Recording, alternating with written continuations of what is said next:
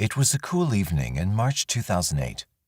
Mrs. Shirley Sherman had been calling out 11-year-old Thomas Hunter to leave his gaming station and come up for lunch for the past 10 minutes, but to no avail. Everyone knew that Tom liked his video games more than anything else, and once he settled in front of it, nothing else mattered to him until he decided to get up by himself. Unfortunately, that didn't work for her, and she needed to feed him before his father got back from work. She called out to him one more time, and coincidentally, she heard the front door creak open. There was initially no cause for alarm until she realized that it was supposed to be just her and Thomas in their Dundee home. Her boss, Tom's father, was not supposed to get back from work until much later. Alarmed, Mrs. Sherman made her way out of the kitchen and straight to the living room to find the door wide open. Now she started to panic even more. An intruder had broken into the house, and she had no idea where they might have entered. Her first and most important agenda was to find Tom before the intruder and get them both safely out of the house. In her state of quiet panic, she started to make her way down to the basement, which was where Tom had all of his gaming devices, when she heard heavy footsteps behind her. There was barely any time to move or run before the person grabbed her. It was a man, and he was much bigger than her, breathing heavily down her neck as his beard scratched her up roughly. She could barely move, and she tried to open her mouth to beg for her life, but no words came out. There was something sharp and cold pressed against the back of her neck, and it didn't take a genius to tell her that it was a weapon. "Where's Dr. Hunter?" The man grunted in her ears, his voice scratchy and angry, and when she could not provide a satisfactory answer, he grunted in rage and descended on her, stabbing her neck and then holding her tightly until her small body went limp in his arms. Staring at the lifeless body of this woman whose name he didn't even know, Anthony felt his heart rate start to slow down. The anger and hatred in his heart that he'd been saving for someone else had been taken out on her, but he didn't feel bad. Maybe slightly annoyed because he was a man who had a mission, but not bad at all. He felt energetic, as if he was finally the bigger person.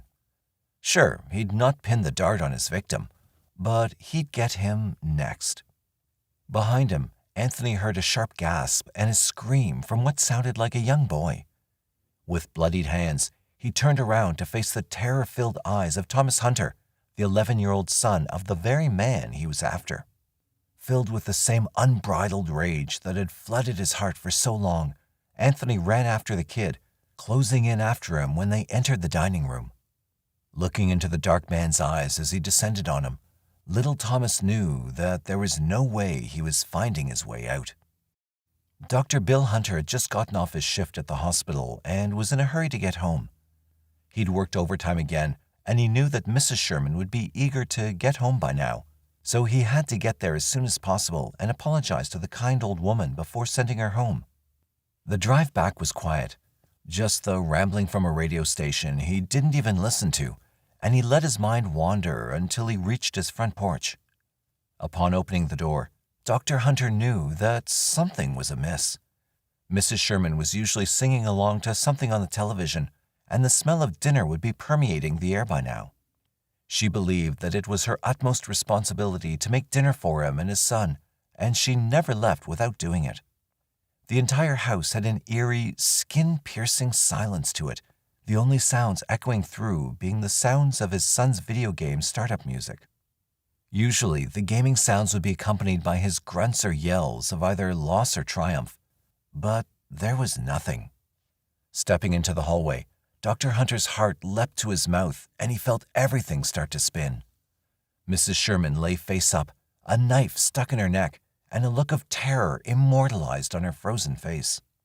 He was a doctor who had seen dead people more times than he could physically count.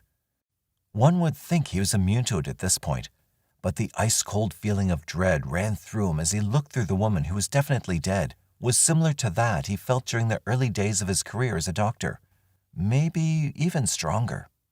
"Thomas," he muttered under his breath, before screaming the name out and crossing over Shirley's dead body to get to the basement where his son spent most of his time. The basement was empty.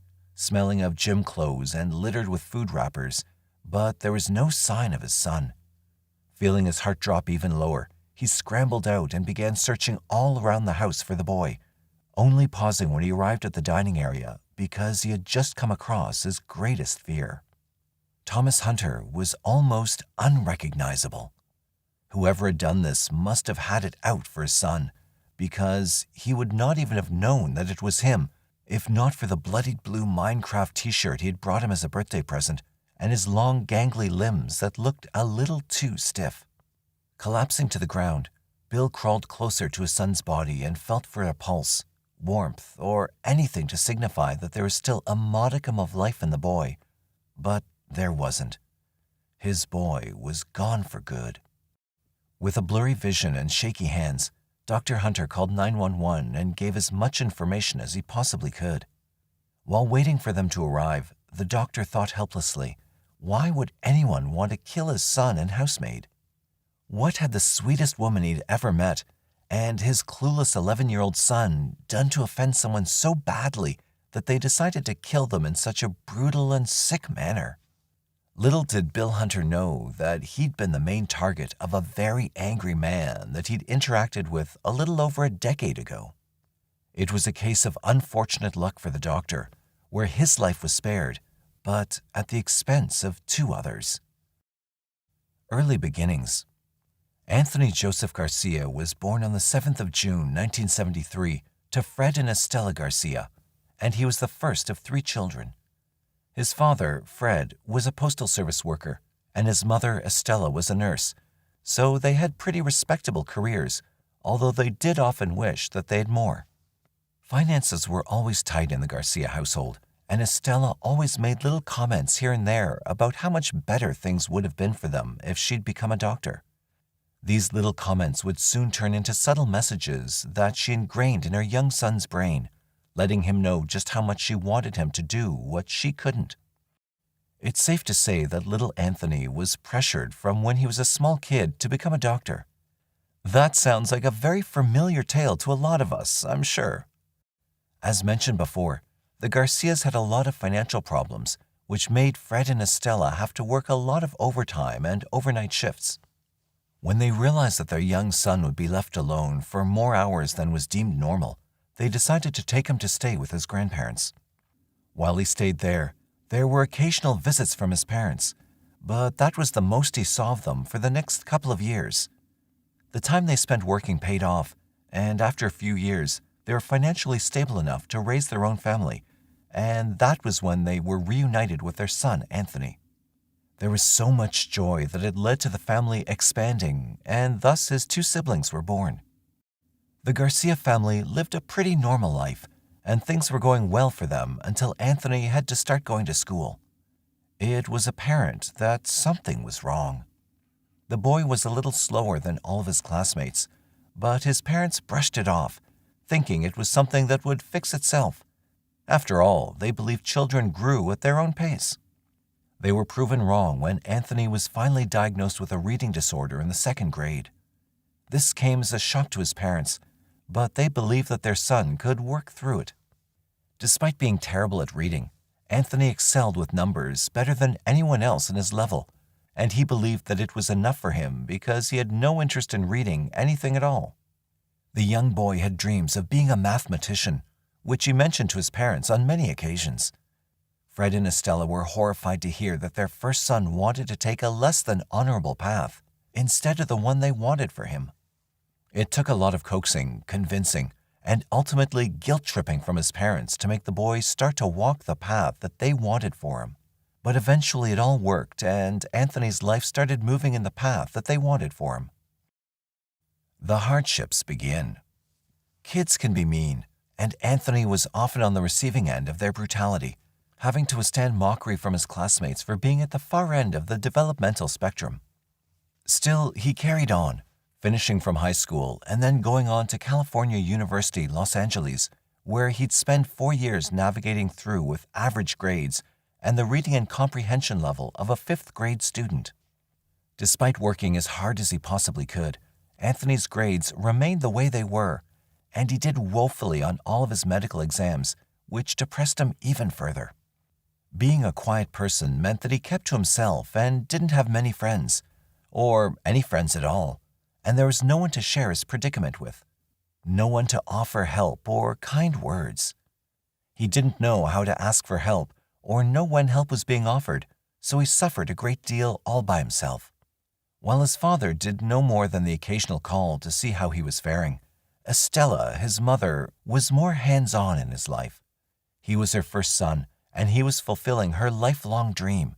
It was the least she could do to check up on him regularly. One time, Estella went to see her son in school, but she was shocked by the sight before her. Anthony resembled a shell of the boy she knew. His usually bulky frame was significantly smaller and was now replaced by a frumpy layer of clothes. His curly hair was long past his shoulders and seriously unkempt, and his eyes had dark circles and were sunken in so deep that he almost looked unrecognizable. Despite all of this, Estella felt herself beam with a strange sense of pride.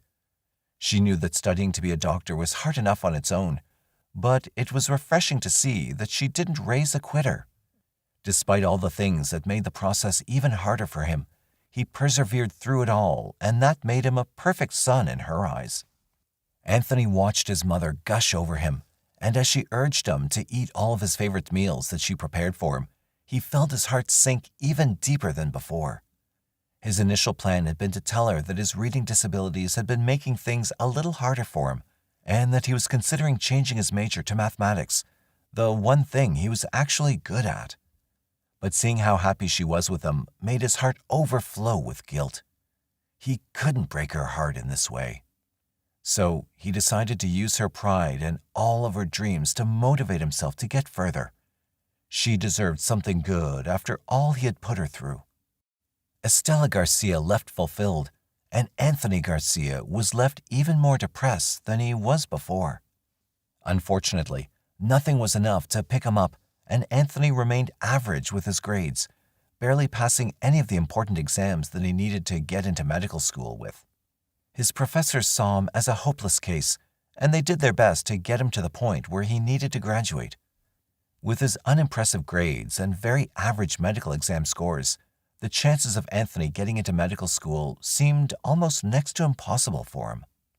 After he graduated from college, Anthony applied to as many medical schools as he humanly could, but all he saw was rejection letter after rejection letter, and all of it soon started to get to him, driving him into a state of depression. Like a last-minute miracle, 21-year-old Anthony finally got an acceptance letter from the University of Utah, and he could not contain his joy. He informed his parents, who hugged him and, for the first time, looked at him with something other than pity for the first time in months. He was just happy to have been accepted, not thinking about how he would survive, seeing his college was a very uneventful roller coaster. The start of the downward spiral. The 4-year program started in 1994, and young Anthony was stressed out by the curriculum and just the early days of med school. He had the reading capabilities of a 5th grader, and it made medical school so much harder for him. There is a lot of reading that goes on as a med student. It includes a lot of hands-on training and incredibly detailed scientific information. A lot of medical terminology is very complex and in Latin, making it much harder for anyone, let alone someone with his condition. So it was a wonder that Anthony was even able to reach this point. But whatever grace he had was beginning to prove insufficient as his grades were becoming increasingly bad. There was even the challenge of understanding bad handwriting. Believe it or not, the myth about doctors having horrible handwriting is true, and for someone with a reading disability, this already difficult task can prove impossible. Even though he was given exam accommodation, he was failing all of his most important classes horribly, so much so that he was placed on academic probation and would be kicked out if he did not improve. It was incredibly depressing for the young man to continue amidst his predicament, but he persevered, using the academic probation as inspiration to work even harder to get his grades up and past the point of needing to be on probation or to risk having to drop out. His mother continued to be his biggest fan, urging him to do better. But even though his grades got better, his mood never did. He started to become more pessimistic and more depressed, letting his negative emotions fuel his work. He still had no friends to confide in or talk to, and because of this, Anthony turned to alcohol as a vice. It started with him just having a few drinks on occasion to help relieve stress, and then it turned to him drinking after every class, and before long, it became a crutch that he could not let go of. Alcohol was his best friend, and he used it to cope, but the relationship was an unhealthy one, and before long, it started to show in his coordination at the hospital where he worked as a student doctor. No one seemed to have good things to say about Anthony, as he handled his patients with a harshness that was not supposed to be seen in any medical professional. A patient once complained that he had made her routine vaginal checkup procedure extremely painful, and there were many more complaints in similar manners. The evaluations from his professors were poor, and his actions were becoming a bit too reckless. It was almost as if he'd started to take out the stresses of his life and his academic frustration on his poor patients. Despite all of this, Anthony continued to pursue his dream of becoming a doctor, finally achieving it when he graduated in 1999 at the age of 26. It took him 5 years instead of 4, but Anthony was just glad to have finished with it. Even with all of his shortcomings, Anthony matched with a residency program in New York, and during the summer, his father helped him pack up all of his belongings into a car, and they drove down to the city. It was there he started his residency at Bassett St. Elizabeth Medical Center, hoping to specialize in pathology in the long run. Pathology is basically the study of diseases and its development in the human body, and they're key doctors in doing things like researching cells and tissues and even doing autopsies. They don't usually interact with patients directly. Even with that, they're still expected to treat patients with thoughtfulness and respect like every other doctor. Anthony was the prime example of what thoughtfulness wasn't, and it didn't take the staff at the Bassett Hospital too long to realize that Anthony was not prime hospital material. He'd given patients the wrong prescriptions on multiple occasions. He'd given sedatives to a patient whose chart specifically said not to sedate, and he regularly slept on duty. Once he slept while a pregnant patient was in excruciating labor that needed professional attention. Even with his shortcomings, doctors tried to be patient with him, but Anthony proved unreasonable and unreceptive to correction, refusing to take responsibility for his actions and blaming other doctors for the dangerous mistakes he made. He responded to any kind of attempt to correct him with aggression, shutting them down aggressively before they could speak to him, and soon enough, everyone was sick of his behavior. It had started to become apparent from his aggressive tendencies and awkward social behavior that he turned to alcohol as a coping mechanism, and that this was just him acting out as a result of it. When the matter was brought to the knowledge of the director of Bassett Residency Program, he called Anthony in and asked him to undergo psychological counseling. Anthony didn't heed the director's advice, and, like an instant karmic reaction, he had a wild outburst. It happened when he was put in charge of taking care of a younger patient, a 12-year-old boy. The boy was severely ill, and Anthony just stood idle in the room, not paying attention to him. When a radiologist came into the room to inspect the situation, because there must have been groans of pain from there, he saw Anthony just standing around instead of attending to the boy. The radiologist asked what the matter was, to find out why this kid was crying out in pain, and Anthony just exploded out of the blue. He began screaming obscenities at the radiologist, and he was a much bigger man, too, so you can imagine how he looked. After the situation ended, the radiologist decided to report him to the authorities because his behavior had become uncontrollable. When the matter reached the hospital's disciplinary committee, they started to deliberate a way to deal with the situation, but before they could, Garcia quit.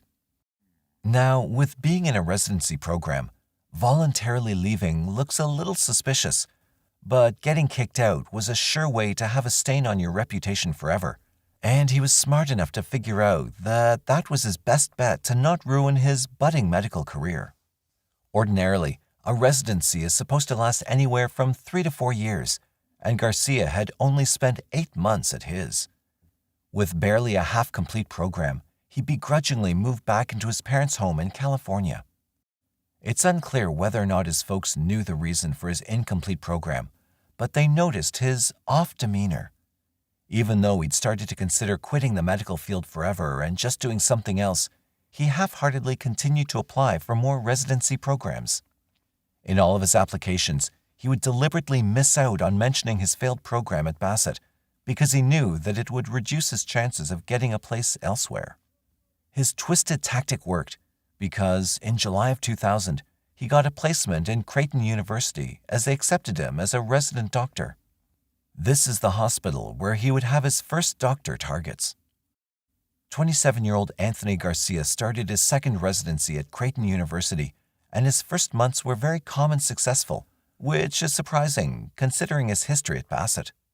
He must have understood that if he messed this one up, getting a third chance afterwards would be next to impossible. During his first rotation, he received a very sparkly review from his supervising faculty member. Unlike the staff at Bassett who had seen Anthony's very odd behavior, the authority thought him to be very well-mannered and detail-oriented. For the first time in his life, Anthony finally seemed to be enjoying something in the medical field as well. He posed for photos regularly in his white lab coat and sent them to his parents back home in California, who were incredibly thrilled at the fact that their son was not only doing well, but he seemed happy and stable as well. Sadly, this facade of a perfect life didn't hold up too well as time went on. It soon became apparent that Garcia was not as smart as his counterparts, because while he did well in basic laboratory practices, he seemed to lack a lot of basic information, and when his work peers started to look down on him, he started to become depressed again, living life on autopilot. This depression spiraled into anger, and before long, they turned into angry outbursts at faculty members that he didn't like and his fellow students that he didn't like. When it was time for his review in the fall, Dr. Chandra Butra was particularly outspoken about his behavior because she believed that medicine was not his true calling. She was a no-nonsense woman who held residents to a very high standard and expected nothing less than the best from them, because she intended to prepare them for the real world, and to her, the real world pitied no one. Her review was scathing and extremely detailed, much more than those of her counterparts, and it was so shocking that it was sent to the office of Dr. Bill Hunter, the director of the pathology residency program. Dr. Hunter was the go-to person whenever a student needed intervention or displayed any concerning behavior. He was known for usually being a mediator and mentor for those troubled students, guiding them through with a calm understanding and kindness. For him, Anthony was just another student who needed his help. In January 2001, Dr. Hunter organized a meeting with Anthony to discuss the things that Dr. Butra had said in her review.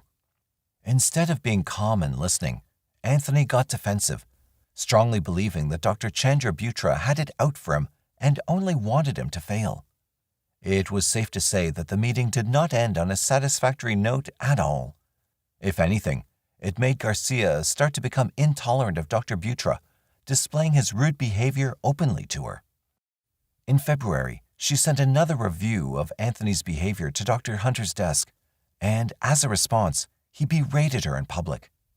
This shocked Dr. Butra, and she spoke to the board, asking them to remove Anthony immediately. The decision didn't sit well with Dr. Hunter, who was convinced that with a little more patience and kindness, he would figure out how to help and reform him. Unfortunately, Dr. Bill was the only person who thought this, because even the chair of the pathology department felt like Anthony was being a nuisance at the hospital. Dr. Roger Brumbach did not approve of the soft-handed approach that Dr. Bill was putting on, but with some convincing, he decided not to make the decision to kick him out of the program under one condition, that Dr. Hunter worked with and inspected him closely. Not too long after, Dr. Hunter sat in on an autopsy and Anthony misdiagnosed the cause of death. Another faculty member tried to offer feedback and Anthony ignored it, refusing to change his analysis. Basically, he was making things much worse for himself and giving Dr. Hunter more reasons to consider kicking him out of the residency program. But instead of doing that, he gave Anthony another chance to correct himself. This act he would soon regret.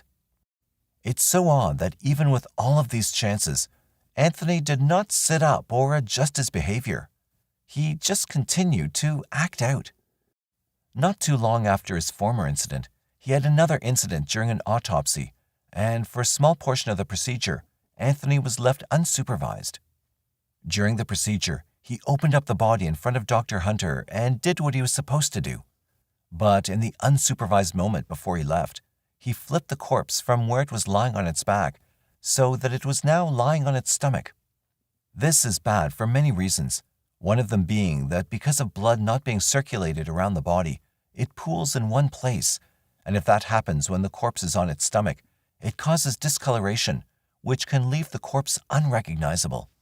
For families who would want to have an open casket funeral for their loved ones, or just want to see their faces one last time, this can make it very devastating. This was the case of the corpse that Anthony flipped when the funeral home director came in the next morning. The face was completely disfigured and discolored. Not only was this extra evidence of Anthony's inability to follow rules, it was also very embarrassing for Creighton University as a whole.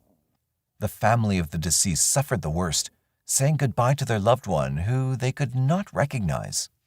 For the first time, Dr. Hunter, Dr. Broombach, and Dr. Butra were on the same page about Anthony. He needed to leave before he caused any other problems that they'd not be able to control. In spite of everything, Dr. Hunter understood that a termination from a residency program was a permanent scar on one's record, and that it would only be by a special miracle before they'd be able to get into another one. So he made a deal with Anthony to let him finish his year at the residency and give him a certificate for that 1 year of training. His contract would not be renewed for a second year, but the certificate would have a stellar review so that he'd be able to get a job elsewhere. He also asked Anthony to apologize to Dr. Butra as well, and Anthony acted grateful, agreeing to apologize for his incredibly unprofessional behavior. Deep down, he was livid. He hated what he'd been reduced to, and blamed Dr. Butra, Dr. Broombach, and Dr. Hunter for not being able to finish another program. In the following months, his performance visibly improved, and in May 2001, he received a good review from an evaluator, like the ones he used to receive when he first started at Creighton University. For a small amount of time, it looked like Anthony was determined to change for the better. But, just as his patterns had shown, good behavior was fleeting, and just 2 days after his stellar review, he struck again. He played a very cheap prank on the chief pathology officer, calling his wife while he was taking a very important test and lying about him needing to leave the exam room to the university or he'd be terminated. Luckily, his wife was able to reach the pathology department, and it didn't take them long to discover who was behind the prank. It seemed like Anthony allowed his jealousy to prevail, and he was trying to ruin his colleague's opportunity. His warped view was that if he couldn't find success at Creighton, he didn't want anyone else to. This was the straw that broke the camel's back for Dr. Hunter. He and Dr. Broombach called Anthony into his office and fired him on the spot. 27-year-old Anthony packed his belongings and left his second residency program. With a second incomplete residency at hand, Anthony's chances of fulfilling his parents' dream of him becoming a doctor were looking incredibly bleak. Somehow, it wasn't completely over for him. Young doctors made mistakes and were fired from residency programs, and a decision to drop out could be for a plethora of reasons, like excessive workload, mental health issues, and maybe family problems.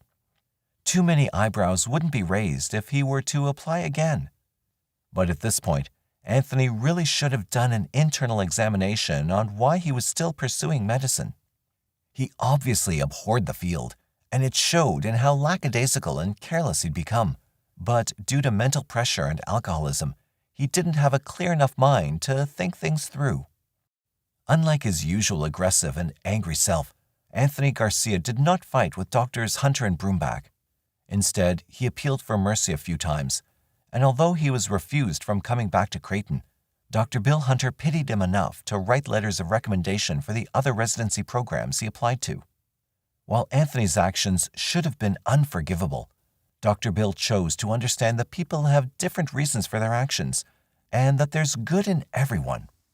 The letters served their purpose, and in July 2001, Anthony got into his third residency at the University of Illinois College of Medicine. For the first year, It seemed like the change of environment was a good change for him. But from the second year, his demeanor started to change. Rock bottom's basement. From the beginning of 2003, he started to go into the hospital with suicidal thoughts and homicidal tendencies aimed at his coworkers. It got so bad that he had to be introduced to electroconvulsive therapy, which is an invasive form of therapy that's only introduced when therapy and drugs have had no positive feedback. It's relatively safe and is done under anesthesia, and it works by sending electric currents that disrupt all cerebral activity through the brain. Unfortunately, 6 rounds of ECT was not enough to treat Anthony's mental health, and he returned to his parents' home in California before the end of 2003. Because of all his hospital sessions, Anthony was dragged into $80,000 of debt and filed for bankruptcy in 2005.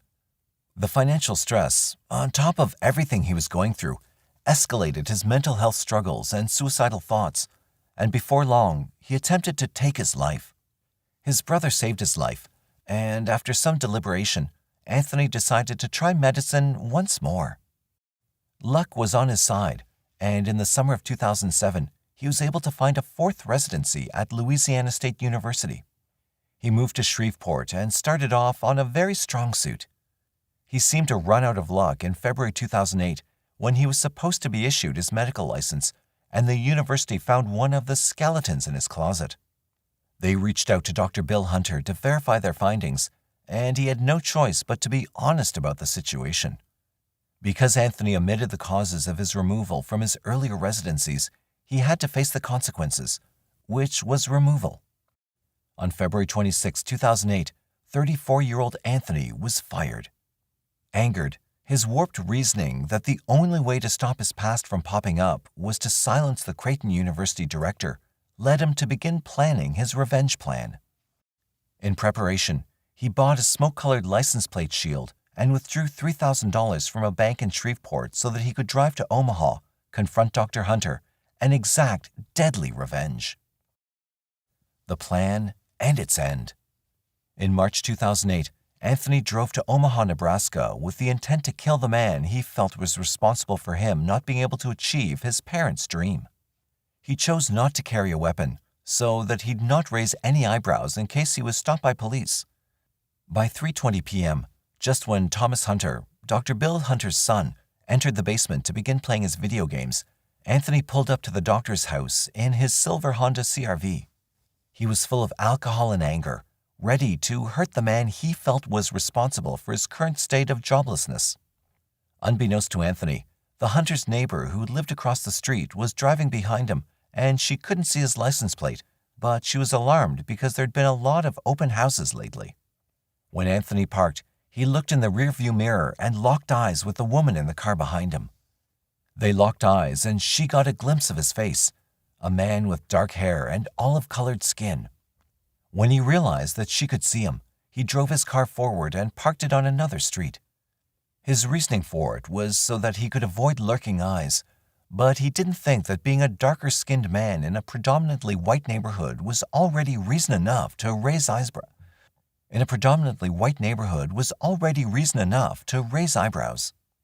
About 2 more neighbors saw Anthony get into the Hunter's home, but they imagined that he was familiar with the family and then looked away. This was where Anthony killed both Shirley and Thomas, stabbing them both to death in the span of 10 minutes. He walked over to his car and drove to his parents' house in California, and Dr. Hunter came back 2 hours later to find his son and housekeeper dead. Derek Moyse and Scott Warner were the detectives that were assigned to the case, and the 2 neighbors who had seen Anthony described a heavy-set, olive-skinned man in the neighborhood and correlated him to a silver Honda CR-V with a blurry, out-of-state license plate. A sketch of the man's face was produced, but even after investigating the Hunter family and Thomas's online gaming presence for the possible killer, no leads were found. Shirley Sherman's family thought that she might have been the target, but there were also no leads. Shirley's family offered a $50,000 reward for additional information on the case and even hired a private investigator, but after a year of unproductive leads, the case went cold. On the 14th of May 2013, piano mover Jason Peterson arrived at the Broomback residence with his crew, and the place seemed empty. Peterson claimed to have seen Roger Broomback's body and immediately called the police. Coincidentally, Moyse and Warner were sent to the Broombacks' home, and they found that Roger had gunshot and stab wounds to his neck, and his wife had been stabbed with knives from the kitchen. Immediately, the detectives linked the murders at the Hunter home, and a connection was established between both cases. What even pushed it further was when Moyse learned that both Dr. Hunter and Dr. Broomback had been colleagues. Only 4 days after the Broomback murders, Dr. Chandra Butra reported that her home had been attempted to be broken into on Mother's Day, but nothing had been taken. She and her husband weren't home either. The police concluded that the intruder didn't steal anything because they'd been scared off by the security system. After the Broomback murders, a theory was presented that the attempted break-in at the Butra home was connected to the double homicides.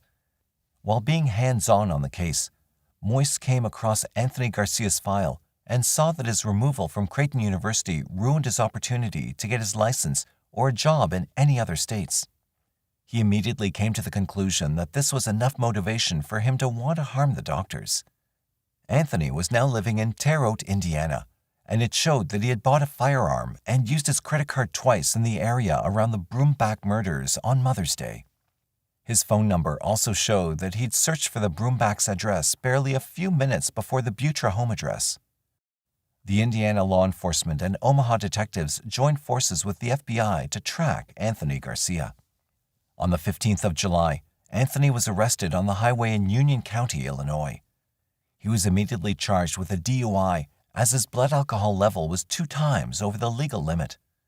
When his car was searched, a .45 caliber gun was found, along with 50 bullets, a stethoscope, and an LSU lab coat. He was then taken into custody and charged with an additional 4 counts of first-degree murder and the use of a deadly weapon. Attorneys Don Klein and Brenda Beadle from Douglas County were the ones who prosecuted the case. Bob Motta, his wife Allison Motta, his father Robert Motta Sr., and Jeremy Jorgensen were among the defense counsel, but before the trial started, Judge Gary Randall removed Allison Motta from the case for attempting to poison the jury pool after she made some public statements about DNA evidence. Prosecutors showed some evidence during the trial, some of which included a termination letter from Creighton and a handwritten to-do list that included things like put tape on your fingers and buy common shoes. The investigators had also found that when Anthony was in Louisiana, his silver Honda CR-V fit the exact description of the car that was seen at the Hunter home in 2008 at the time of the murders. More evidence had shown that Anthony's saliva sample matched some DNA that was left behind by the person who had attempted to break into the Butra home on the same day Roger and Mary Broomback were brutally murdered. Despite his team's effort to prove him somewhat innocent, things started to look grimmer for Anthony when the prosecutors called in a woman named Cecilia Hoffman, who said that a few years after the murders of Shirley Sherman and Thomas Hunter, Anthony had tried to make romantic advances toward her. When she refused him with the excuse that she only dated bad boys, he told her that he had killed a young boy and an old woman. Motta had tried to rebuff her statement by saying that she had admitted to drinking alcohol on the day of her conversation with the police about the entire incident, but Cecilia mentioned that while she might have been drinking, she was not inebriated. There was also evidence that all 4 of the victims had been stabbed in similar manners, and that the gun that was in Anthony's car matched the same gun that had been left behind at the Broomback crime scene. Anthony did not seem to care about the case as a whole, and his signature lackadaisical attitude shone through more. Because he had an atmosphere of almost complete relaxation during most of the court proceedings, and he wore headphones and was asleep for most of it.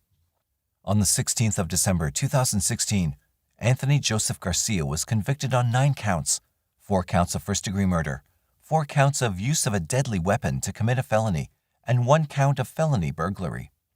As if they saw that the whole case would not end in their favor, the Mottas withdrew from the case right before he was sentenced, and he was left with a public defender.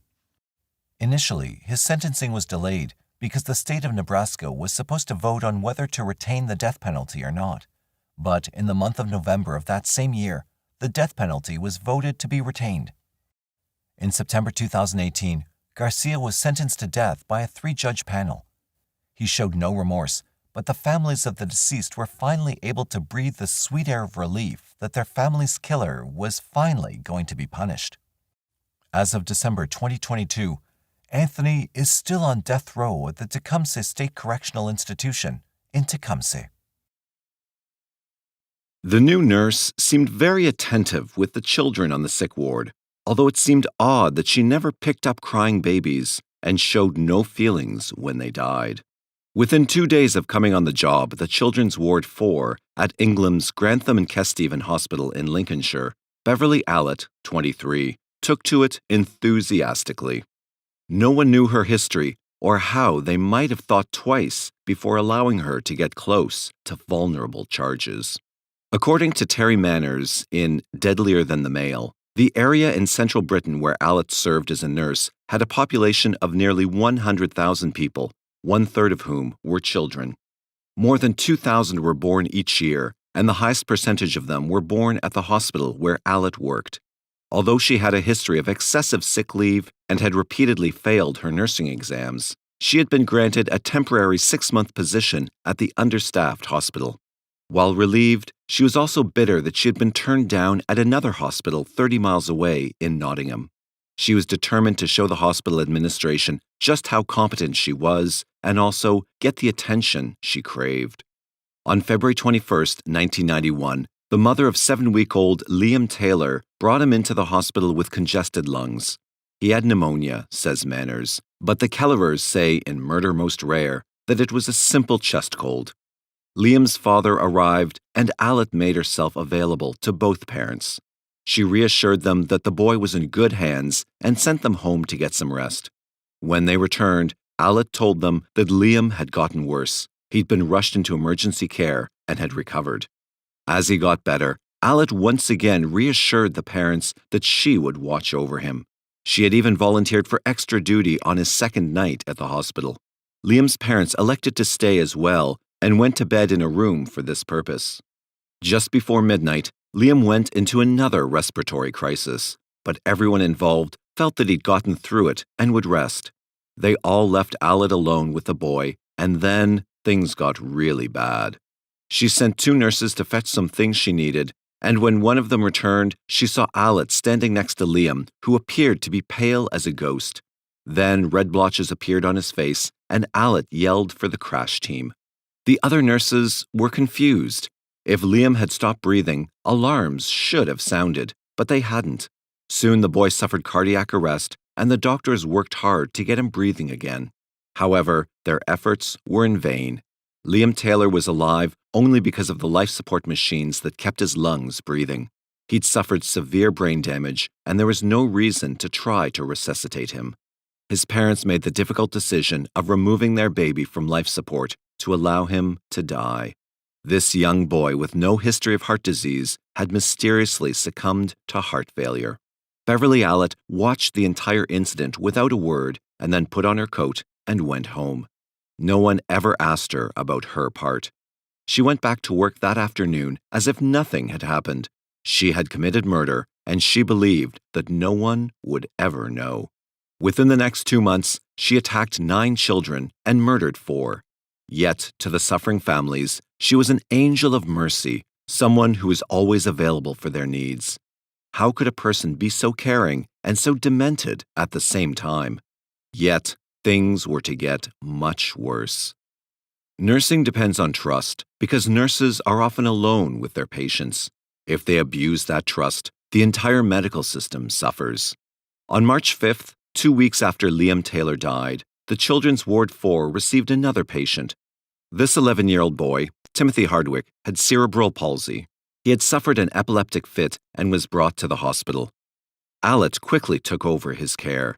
She was quite solicitous in attending to the boy, but a few minutes after she was left alone with him, she came racing for help, yelling that he was going into cardiac arrest. The staff rushed to Timothy and found that his heart had stopped and he was turning blue. A specialist in pediatric medicine tried to save him, but finally pronounced him dead. It was completely unexpected. Even an autopsy failed to provide an obvious cause of death, although his epilepsy was officially blamed. 5 days later, Kaylee Desmond, just over a year old, had been hospitalized on March 3rd with a congested chest. Alet attended to her, too, and she appeared to be recovering to everyone's satisfaction. Then, in the same bed where Liam had died, Kaylee went into cardiac arrest. The crash team revived her, and she was transferred to a hospital in Nottingham. Physicians there gave her a thorough examination, and they found an odd puncture hole under her armpit. Near it was an air bubble, which they attributed to an accidental injection. There was no investigation. Stymied by this missed opportunity, Alet struck again and again, 3 times over the next 4 days. On March 20th, Paul Crampton, only 5 months old, was diagnosed with bronchitis.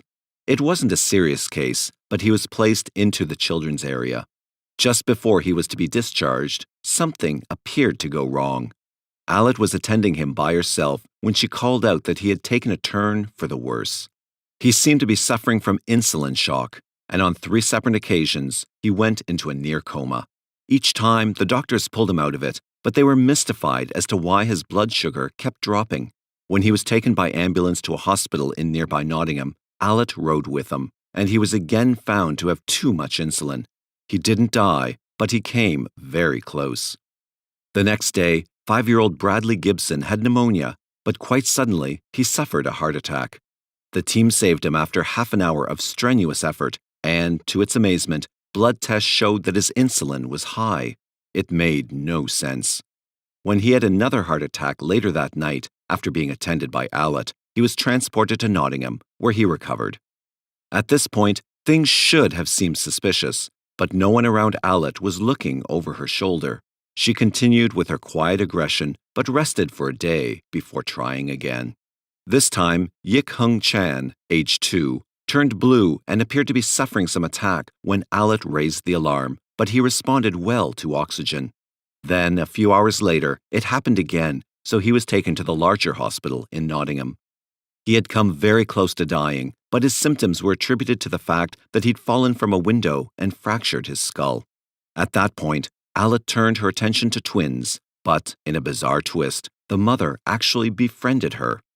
The 2 baby girls were just 2 months old. Katie and Becky Phillips had been born prematurely and had remained in the hospital for a while before being sent home. There, they seemed to thrive, but then suffered from gastroenteritis.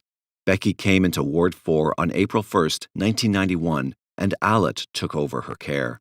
2 days later, the nurse went running for help when Becky appeared to be hypoglycemic. She was cold to the touch, Alet claimed, but the nurse who responded could find nothing wrong. Little Becky went home with her mother. During the night, she went into convulsions and cried out in apparent pain. Her parents tried to do what they could and even summoned a doctor, but he thought she simply had colic. To keep watch over her, the parents kept her in their bed that night, where she quietly died. Taken again to the hospital, Becky's small body was tested, yet the pathologists could find no clear cause of death. To take an extra precaution with Katie, the remaining twin, the doctor had her admitted to Grantham, and, as fate would have it, the nurse on duty was Beverly Alet. It wasn't long before she was running with the baby in her arms, shouting out, "Cardiac arrest!" Indeed, Katie had stopped breathing and was quickly succumbing to the lack of oxygen. She was saved, but the same thing happened 2 days later. This time, her lungs collapsed, and it proved difficult to encourage her to breathe again. Once they did, they transferred her to Nottingham, where it was found that 5 of her ribs were broken. They felt sure she had suffered serious brain damage from her oxygen deprivation. Ironically, Katie's mother, Sue Phillips, felt so grateful to Alet for saving her baby's life that she asked her to be Katie's godmother. Alet accepted the honor. She acted as if she'd been a hero, when in fact, thanks to Alet, this child now had cerebral palsy, paralysis, and damage to both her sight and hearing. Little did the Phillipses know. Alet continued attacking the children at the hospital. 4 more who had been more or less healthy succumbed to the same kinds of disorders. Alet was always involved in the child's care, yet no one at Grantham was asking why so many children in such a short span of time under the care of the same nurse should be suffering from the same life-threatening conditions. However, people at Nottingham's hospital were beginning to suspect that something was amiss. It was the death of a 15-month-old girl that finally brought the spree to an end. Claire Peck was asthmatic, and she was taken to a treatment room to have a tube put down her throat to help her breathe. Alec was left alone with her for a few minutes, and in that space of time, the child had a heart attack. "Arrest!" Alec called out. The team ran back in and revived her. Then they left her alone with Alec once more, and once more she shouted, "Arrest!" Again, the doctors worked to stabilize Claire, but this time they failed. When she died, one of them said, "This should never have happened." He was right. When an autopsy indicated that Claire had died from natural causes, an inquiry was held regarding the high number of cardiac arrests over the past 2 months on Ward 4. They checked for an airborne virus, but nothing was found. A test that indicated a high level of potassium in the last victim's body made the inquiry more urgent. Yet, according to the Kelleher's, it still took 18 more days for the police to be called in. They exhumed Claire for further tests and found traces of the drug lignocaine in her tissues, a substance used in circumstances of cardiac arrest, but never in a baby. Superintendent Stuart Clifton believed they had a killer on their hands. He examined some of the other perplexing cases and found inordinately high doses of insulin. He also learned that Nurse Allett had reported the key missing to the refrigerator that contained the insulin. He checked all records, talked with the parents of the victims, and installed a security camera into Ward 4. He even learned about Munchausen by proxy syndrome, in which people harm others in order to get attention in some fashion, typically from a medical community. Detectives going over the daily nursing log found pages missing that correspond to the time period when Paul Crampton had been in the ward. That was suspicious. They then counted up 25 separate suspicious episodes with 13 victims, 4 of which were dead, and looked for something they all had in common. The pattern was clear. Beverly Allett was the only person who had been part of every episode. Within 3 weeks, they arrested her. Allett denied that she had any part in the attacks, apart from caring for the victims. She showed no nervousness under interrogation, but a search of her home revealed parts of the missing log. While the initial evidence seemed damning, the parents of little Katie, who had invited Allett to be a godmother, hired a detective to help clear her. They were soon to regret the trust they had placed in her. In the meantime, the police were looking into her background. They came up with a pattern that pointed to a very serious personality disorder. Beverly Allett was thought to have suffered from both Munchausen syndrome and Munchausen by proxy syndrome. These conditions belong to the group known as factitious disorders, which are characterized by physical or psychological symptoms that are feigned, exaggerated, or self-induced. It's not common to find both in the same person, but the core motivation, getting attention through illness, is common to both. Let's first discuss Munchausen syndrome, a disorder in which people fake an illness to obtain medical care. One of the worst cases on record is that of Wendy Scott, a British woman who was admitted to more than 600 hospitals in 12 years and underwent a shocking 42 unnecessary surgeries. Scott's illness, she believed, had developed from the attention of a kind nurse during childhood, an experience she'd never had before. When she started to work in a depressing job as an adult, it wasn't long before she realized that illness brought her the affection she sought from others. Thus began her odyssey as a hospital hobo. Eventually, she recovered and started a support group, but she had done more damage than she realized. When she eventually experienced genuine problems, it was difficult to get help. London physicians knew her record of faking complaints and turned her away, so she tried elsewhere, but the multiple scars on her abdomen alerted caregivers to her disorder. Finally, she got help in the US, but it turned out that she had inoperable intestinal cancer. 6 months later, she died. Dr. Mark Feldman, a psychiatrist at the University of Alabama and co-author of Patient or Pretender: Inside the Strange World of Factitious Disorders, says that people who suffer from Munchausen syndrome generally present dramatic symptoms, including serious self-mutilation or injecting themselves with a toxin. Often they return to a healthcare facility over and over. They mostly just seek attention and care, although a small percentage of them have a different motive. They want to baffle a physician so they can feel powerful. If the medical staff at one place suspects fakery, the patient moves on to another. most Munchausen patients are male, and they range in age from children to the elderly, although the illness often peaks in middle age. Females may stick to a set of symptoms and bond with one doctor, but both genders know how to lie in great detail and to disguise what they're doing. They usually know about as much about their disorders as their doctors. Of the percentage of patients faking a disorder, only 10% have Munchausen syndrome, although it's difficult to be accurate.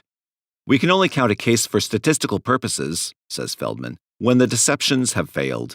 If someone is very crafty, he or she will never be caught, and so there will never be the opportunity to add the case to the list.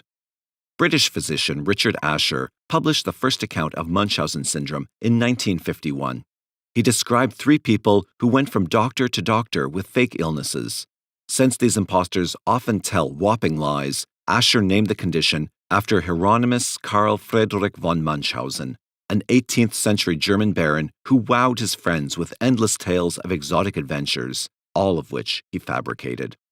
Almost every disease has been mimicked by Munchausen patients, making diagnosis tricky. Even so, Munchausen syndrome is not hypochondria. These people know they are not ill, and they tend not to improve. They don't wish to. It also differs from malingering, which involves faking for clear external gain. A criminal who mimics mental illness to avoid a trial is malingering. For Munchausen sufferers, the point is the treatment, and they will do whatever it takes to get it. In his book Lies, Lies, Lies, The Psychology of Deceit, Charles Ford describes a patient with the ability to mimic renal colic who more than once caused the emergency landing of a commercial airplane. It appears that the childhood experience of many of these people includes a sadistic, neglectful, or rejecting parent. They may also have some experience with a caregiver during a long illness that made them feel special, or they found that faking an illness got attention while well-being did not. The motives are simple to understand, but the condition is nearly impossible to treat. The most common signals to doctors include a textbook case of symptom patterns, a long and varied history of medical workups, numerous surgical scars, inconsistent lab tests, and evidence of lying in other areas, such as a name, address, or previous physician. For Munchausen patients, the prognosis is poor because they tend to ignore psychiatric referrals. Instead, they move on to the next healthcare facility. As dangerous as these people can be towards themselves, it's when the syndrome makes a substitution of others for self that it becomes truly depraved. That's what Beverly Allett eventually did. As a child, Allett wore bandages and casts over wounds that she would use for attention, but not allowed to be examined. One of 4 children, she seemed happy for a while, but became overweight as an adolescent. From that time on, as the Kellerers write, she suffered from a volatile temperament, becoming aggressive toward others, and complaining of a series of physical ailments that sent her into a hospital. She had gallbladder pain, headaches, urinary infections, uncontrolled vomiting, blurred vision, minor injuries, appendicitis, back trouble, and ulcers, to name a few. In Deadlier Than the Male, Manners brings out the fact that Allett actually persuaded a doctor to remove a perfectly healthy appendix and then failed to heal because she kept plucking at the surgical scar. She also injured herself with a hammer and glass. Doctors soon had her number, aware that she was wasting their resources, and she ended up going from one to another. She became a nurse, and even as she trained to be a caretaker, she did odd things that got her noticed. Manners says that when she worked in a nursing home, she was suspected of smearing feces on the walls and putting it in the refrigerator for others to find. She also missed an inordinate number of workdays for reasons of illness. Her boyfriend of 2 years said later that she was aggressive, manipulative, and deceptive, and she would pretend that she was pregnant when she was not. Then she got involved with another nurse and ended her relationship with him. When she found that her illnesses were not inspiring the positive attention they once had, she found another venue by abusing children, and her behavior exhibited is what is known as Munchausen by proxy syndrome, MHBP. First identified in 1977, the common pattern is that of an apparently devoted parent bringing her child over and over to the doctor to treat some mysterious illness that he or she cannot seem to cure. It's the mother who makes the child ill, says Betty Alt and Sandra Wells in Wicked Women. but she denies any knowledge about the source of the illness. She may feed the child poison to induce abdominal pain, aggravate or infect existing sores, induce apnea by smothering, or twist to break bones. One mother even injected her child with fecal matter. In other words, they injure another in order to bring attention to themselves. The MHBP mother comes across as a martyr, taking her child dutifully from one specialist to another, but there is evidence that she also tries to thwart the caregivers. Laura Berman wrote about Mary Burke, the child of an MHBP mother who was a nurse and a physician's daughter. Mary got her start as an invalid by falling down a flight of stairs, but in point of fact, her mother would hit her legs with a hammer to keep her from healing. She would also open her wounds with a nail, yet all the while to others, she appeared the caring mother. She warned Mary that if she ever told, she'd be locked up, which effectively scared the child into silence. When Mary finally stood up to her mother, the abuse on her stopped, but started up with her younger brother. Deborah Sherman Coughlin says that people with this disorder receive a sense of importance and self-worth from harming a child, then saving the infant by rushing the child to medical care. If the child remains ill, the person is calm, but if the child recovers, the person gets agitated. Psychiatrist Philip Resnick says that 85% of the time in Munchausen by proxy, the mother is the likely perpetrator, and the mortality rate for these children is significant. One mother was even filmed on a hidden video camera in her child's hospital room, intentionally smothering him when he seemed to get better. A psychiatrist visited Alet in prison, and he believed she had these disorders, as did a pediatric specialist who spoke with her twice. Neither could get her to confess what she had done. After a series of hearings, Alet was charged with 4 counts of murder, 11 counts of attempted murder, and 11 counts of causing grievous bodily harm. As she awaited the trial, she rapidly lost weight and succumbed to anorexia nervosa, one more indication of her psychological problems.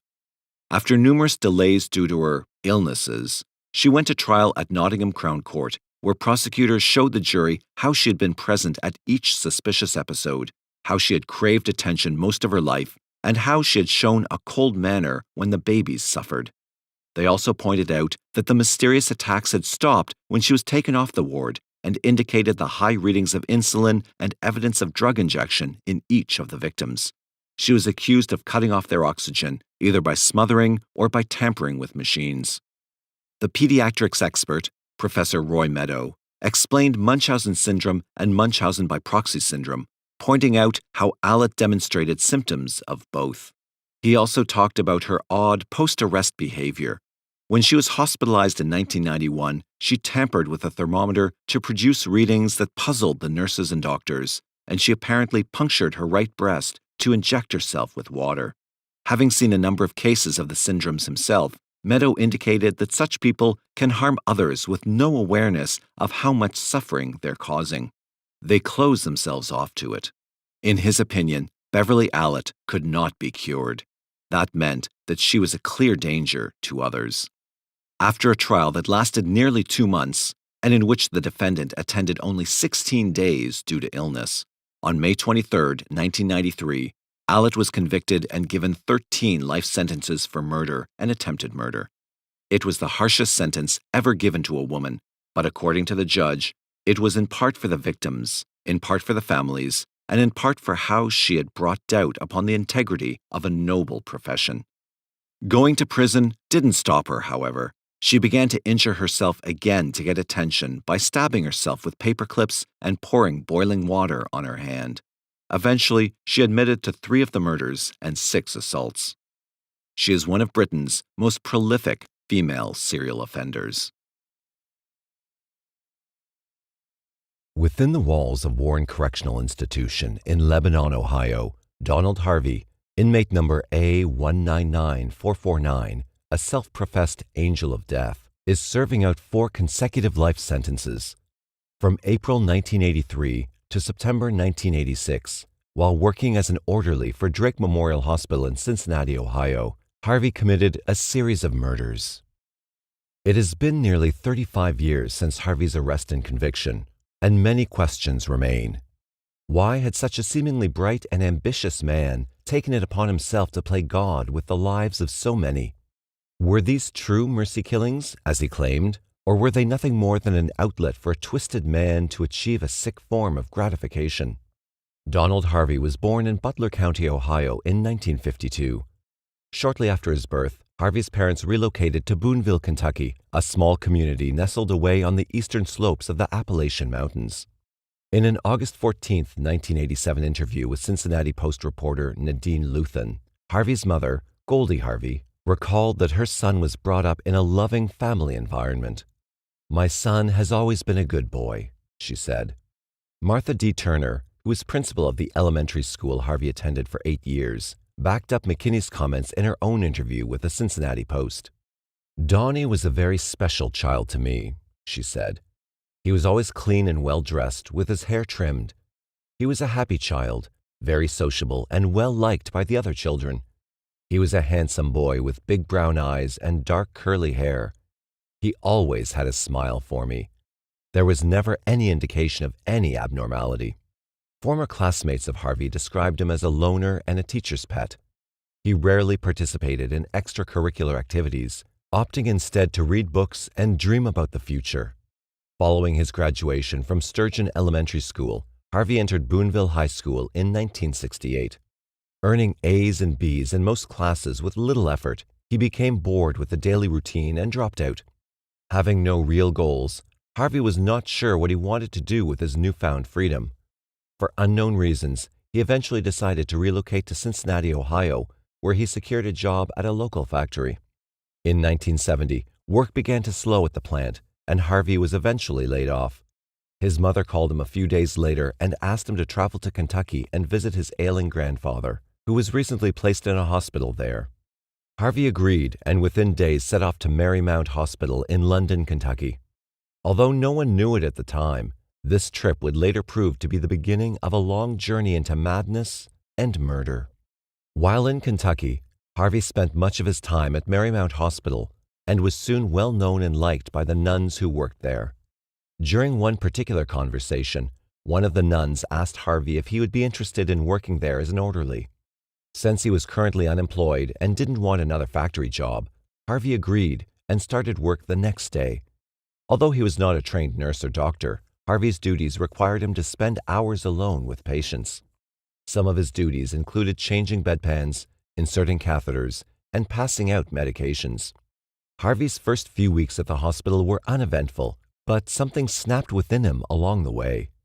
To this day, criminal psychologists are unable to explain what brought out his murderous tendencies. Whether he was unable to cope with the pain and suffering around him, or simply enjoyed watching his victims die, may never be known. According to Harvey's later confessions, he considered himself an angel of death or mercy killer. But the details he eventually revealed about his first murder negate that self-serving description. During an evening shift, just months after starting at the hospital, Donald Harvey committed his first murder. Years later, in a 1997 interview with Cincinnati Post reporter Dan Horn, Harvey described it. When he walked into a private room to check on a stroke victim, the patient rubbed feces in his face. Harvey became angry and lost all control. "The next thing I knew, I'd smothered him," he said. "It was like it was the last straw. I just lost it. I went in to help the man, and he wants to rub that in my face." Following the murder, Harvey cleaned up the patient and hopped into the shower before notifying the nurses. "No one ever questioned it," he said. Just 3 weeks after committing his first murder, he killed again when he disconnected an oxygen tank at an elderly woman's bedside. As the weeks went by and no one detected foul play in his first 2 murders, Harvey became more brazen. Whether out of boredom, opportunity, or experimentation, his methods varied with each murder. He used various items, such as plastic bags, morphine, and a variety of drugs, to kill more than a dozen patients in a year. In one case, he chose an exceptionally brutal method.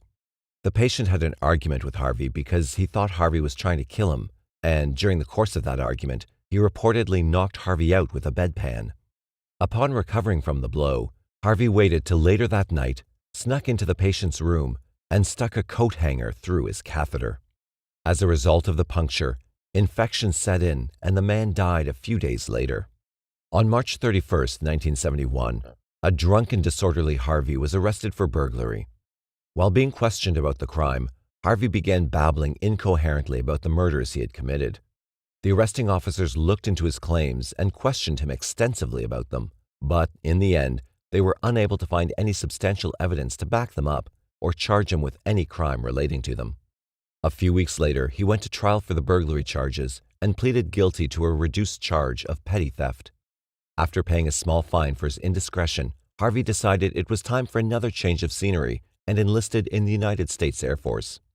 Harvey served less than a year in the Air Force before he received a general discharge in March 1972. His records list unspecified grounds for the discharge, but it was widely rumored at the time that his superiors had learned of his confessions to the Kentucky police and did not want to deal with any similar matters in the future. After his release from the military, Harvey dealt with several bouts of depression. By July 1972, he was unable to control his inner demons and decided to commit himself to the Veterans Administration Medical Center in Lexington, Kentucky. Harvey remained in the mental ward of the facility until August 25th, but then admitted himself again a few weeks later. Following a bungled suicide attempt in the hospital, Harvey was placed in restraints and over the course of the next few weeks received 21 electroshock therapy treatments. On October 17, 1972, Harvey was again released from the hospital. Goldie Harvey later condemned the hospital for releasing her son so abruptly, feeling that he had shown no apparent signs of improvement from the time of his admittance. Harvey spent the next few months trying to get his life back in order and eventually found work as a part-time nurse's aide at Cardinal Hill Hospital in Lexington. In June 1973, he started a second nursing job at Lexington's Good Samaritan Hospital. Harvey kept both jobs until August 1974, when he took up a job as a telephone operator and then secured a clerical job at St. Luke's Hospital in Fort Thomas, Kentucky. According to his later confessions, Harvey was able to control his urge to kill during this time. The more feasible explanation would be that he did not have the same access to the patients as he did at Marymount Hospital, which could also explain why he shifted from job to job during this time. The majority of serial killers are opportunists, and Donald Harvey was a man with few opportunities. He had not yet evolved enough to take his urges outside of the place he felt safe in committing his crimes, the dimly lit patient rooms, his killing sanctuaries. Harvey was a different kind of hunter, and in order for him to get hold of his prey, he had to first find the right environment. In September 1975, Harvey moved back to Cincinnati, Ohio. Within weeks, he got a job working a night shift at the Cincinnati VA Medical Hospital.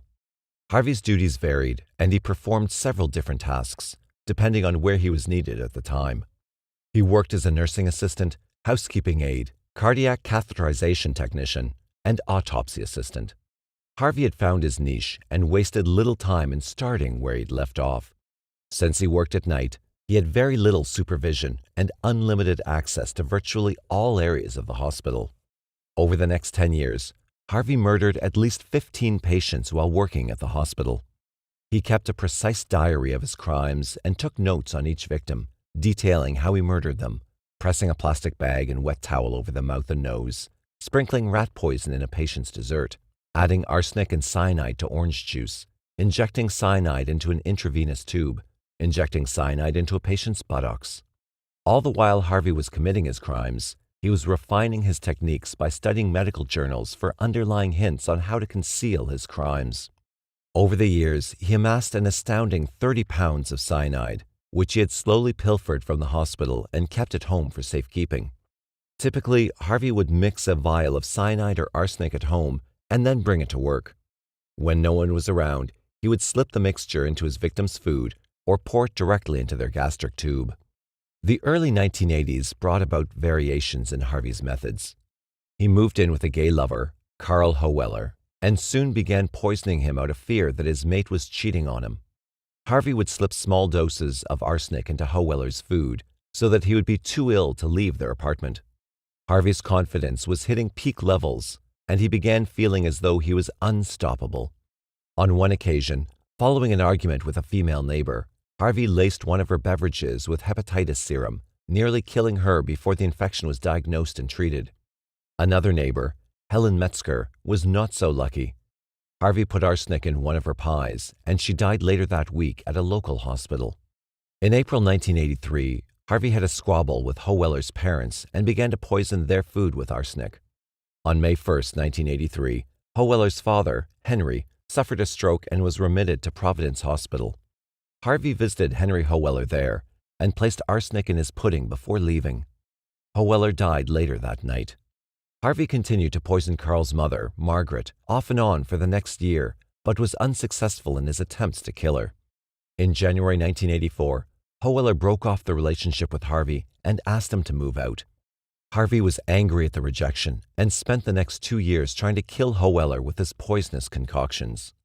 At one point, he even tried to kill a female friend of Howeller as a way to get his revenge. While neither attempt worked, he did manage to land Howeller in the hospital at one point, as a result of the poisons he had unknowingly ingested. While leaving work on July 18, 1985, security guards noticed Harvey acting suspiciously and decided to search a gym bag he was carrying with him. Inside the satchel, the guards discovered a .38 caliber pistol, hypodermic needles, surgical scissors and gloves, a cocaine spoon, various medical texts, 2 occult books, and a biography of serial killer Charles Sobrage. Fined $50 for carrying a firearm on federal property, Harvey was then given the option to quietly resign from his job rather than being fired. Nothing about the incident was ever noted in his work record, and hospital authorities did not investigate whether Harvey had committed any other crimes while working at the hospital. 7 months later, in February 1986, Harvey once again got work at a local hospital. This time he was hired as a part-time nurse's aide at Cincinnati's Drake Memorial Hospital. His new employers were unaware of the incident at his previous job, and his work folder said nothing but good things about him. Harvey soon earned a full-time position at the hospital and settled back into his old routine.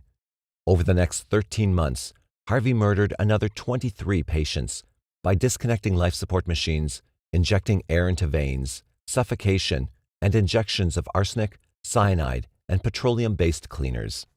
Authorities became suspicious of Harvey in April 1987 after the death of John Powell, a patient who was comatose for several months but had since started to recover. An assistant coroner noticed the faint scent of almonds during the autopsy, the telltale sign of cyanide. Authorities could not find any evidence or motive pointing toward any of Powell's friends or family members, so they soon began to focus on hospital employees who had access to Powell's room. The list was short, and upon learning Donald Harvey's hospital nickname, Angel of Death, given to him because he always seemed to be around when someone died, authorities began to focus their entire investigation on him. In April 1987, after securing a search warrant for Harvey's apartment, investigators found a mountain of evidence against him: jars of cyanide and arsenic, books on the occult and poisons, and a detailed account of the murder, which he had written in a diary. Following this new discovery of evidence, Harvey was arrested on 1 count of aggravated murder, and after filing a plea of not guilty by reason of insanity, was held under $200,000 bond. The evidence against Harvey was growing rapidly, and investigators were beginning to look into several other mysterious deaths at the hospital. Harvey realized that it was only a matter of time before they discovered the full extent of his crimes, and decided he should try to make a plea bargain to avoid Ohio's death penalty. On August 11, 1987, 35-year-old Harvey sat down with investigators and confessed to committing 33 murders over the past 17 years. As the days went by, that number eventually grew to 70 in all. Investigators were skeptical of the numbers Harvey was giving them and wanted to have his mental state assessed prior to taking his claims as fact. Following several psychiatric tests by numerous experts, a spokesman for the Cincinnati prosecutor's office explained the dilemma to the Cincinnati Post. "This man is sane, competent, but is a compulsive killer," he said. "He builds up tension in his body, so he kills people." Donald Harvey entered the courtroom on August 18, 1987, and pled guilty to 24 counts of aggravated murder, 4 counts of attempted murder, and 1 count of felonious assault. Just 4 days later, a 25th guilty plea earned him a total of 4 consecutive 20 years to life sentences. In addition to his life terms, Harvey was fined $270,000. Harvey was indicted in Kentucky on September 7, 1987, where he confessed to committing 12 murders while employed at Marymount Hospital. In November, he pleaded guilty and was sentenced to 8 life terms plus 20 years. In February 1988, he entered guilty pleas on 3 additional Cincinnati homicides and 3 attempted murders, drawing 3 life sentences plus 3 terms of 7 to 25 years. 2 years later, the investigation into the remaining deaths was closed after investigators determined that there was not enough evidence to pursue them. In a 1991 interview with a reporter from the Columbus Dispatch, Harvey gave a rare glimpse into his mindset. "Why do you kill?" "Well, people controlled me for 18 years, and then I controlled my own destiny. I controlled other people's lives, whether they lived or died. I had that power to control. What right did you have to decide that? After I didn't get caught for the first 15, I thought it was my right. I appointed myself judge, prosecutor, and jury. So I played God." On July 23, 2001, the Associated Press printed an article listing the worst serial killers in the United States. Donald Harvey was rated number 1, followed by John Wayne Gacy, Patrick Kearney, Bruce Davis, and Dean Corll. Donald Harvey's first scheduled parole hearing was set for 2047. He would have been 95. One would think that cases such as Harvey's and Shipman's would galvanize the medical community worldwide to develop procedures to safeguard against murder in medical institutions. However, discoveries of serial murders within hospitals have risen drastically over the years. The number of victims these serial killers are able to claim before attracting attention strains credibility. British Dr. Harold Shipman is one of the world's most prolific serial killers, claiming at least 215 victims. The list of medics who kill and their number of victims continues to grow. Richard Angelo, Long Island, New York, at least 10 murders. Orville Lynn Majors, Clinton, Indiana, at least 130 murders. Roberto Diaz, Riverside, California, 12 murders. Brian Rosenfeld, Florida, 23 possible murders. Michael Swango, New York, at least 4 murders. Efren Saldivar, California, at least 6 murders.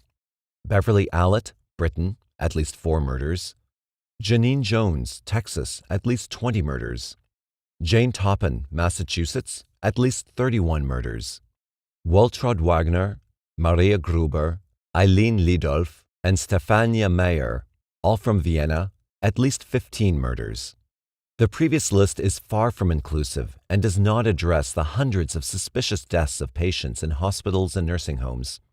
Until hospital employees are screened effectively, staff members are trained to be more vigilant, hospital administrations are more receptive to investigating suspicious cases at an early stage, and stricter regulations are put in place, these crimes will continue to plague justice systems around the world.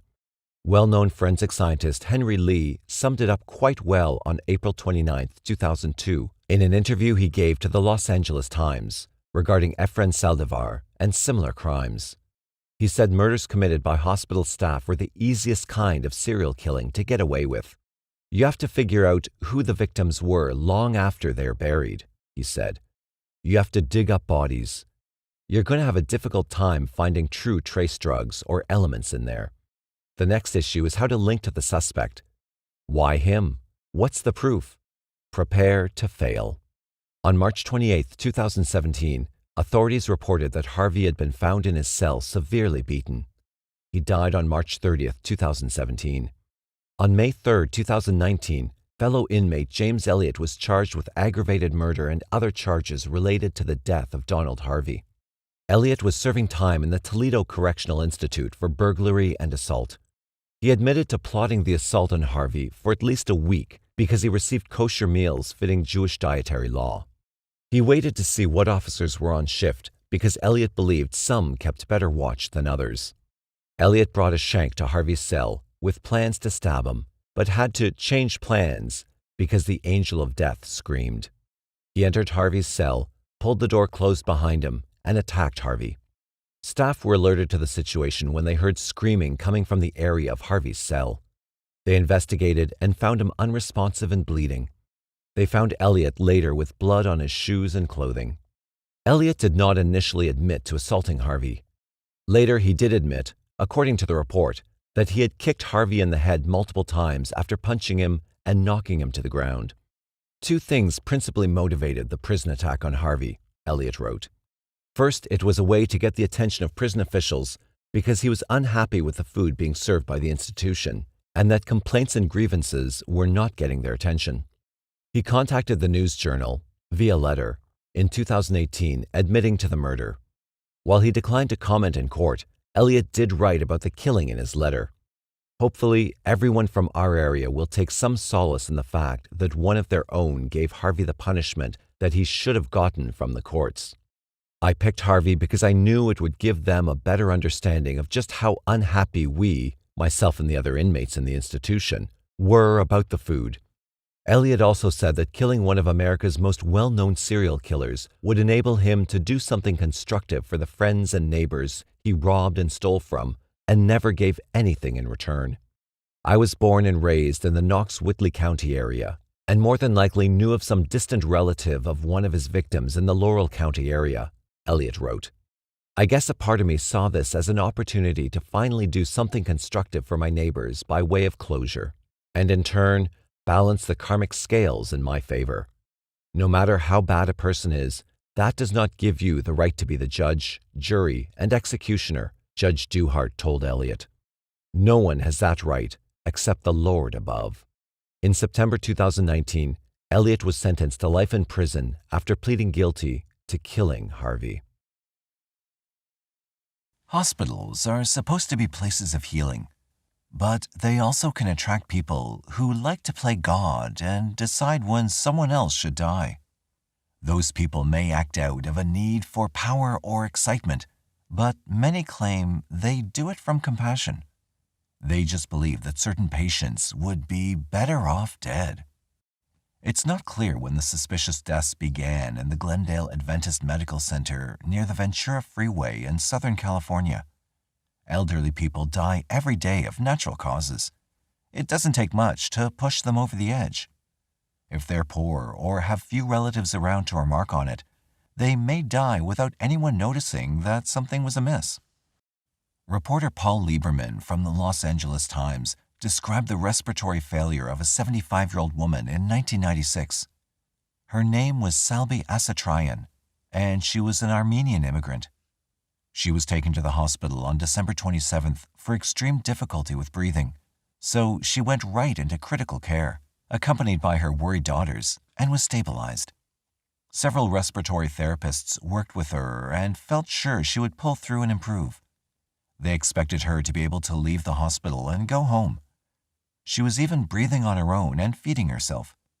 That's why everyone was surprised when 3 days after she'd begun to look better, she was found dead in her bed. Well, not everyone. There was talk around the hospital about the night shift and the magic syringe. A few workers had their suspicions. When staff members are alone with patients and no one else is around, they're free to do as they please. Presumably, they're trustworthy and want only the best for those in their care. However, not everyone interprets that relationship in the same way, and not everyone feels a nurturing connection to their patients.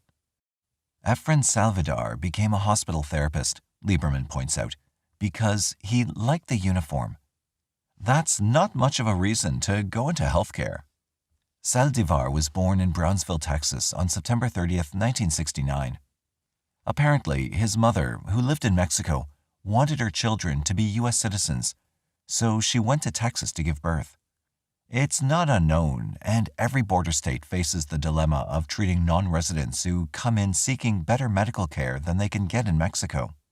It's not illegal, but it drains American resources. Before he even had any awareness, Saldivar had a role model in his mother of exploiting others for her own gain and of acting with little regard for medical protocol. His father, Alfredo, moved his wife and 2 sons to Los Angeles in search of a job as a handyman.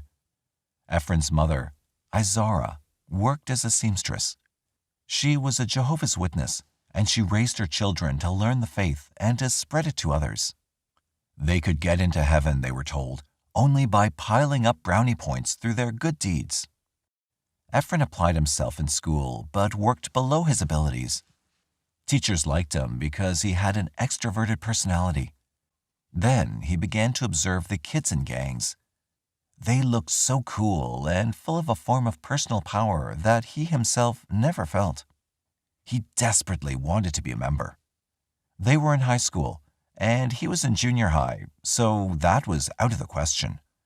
Then, to his disappointment, he got to high school, but all those cool dudes were gone. In fact, he didn't really fit in with anyone, not the jocks and not the scholars. He played in the band, and at 170 pounds, he was large and awkward, conspicuous in ways he disliked. Girls didn't seem attracted to him, at least not the ones he wanted, but he would become obsessed with them anyways. He'd risk ridicule by sending them intimate notes.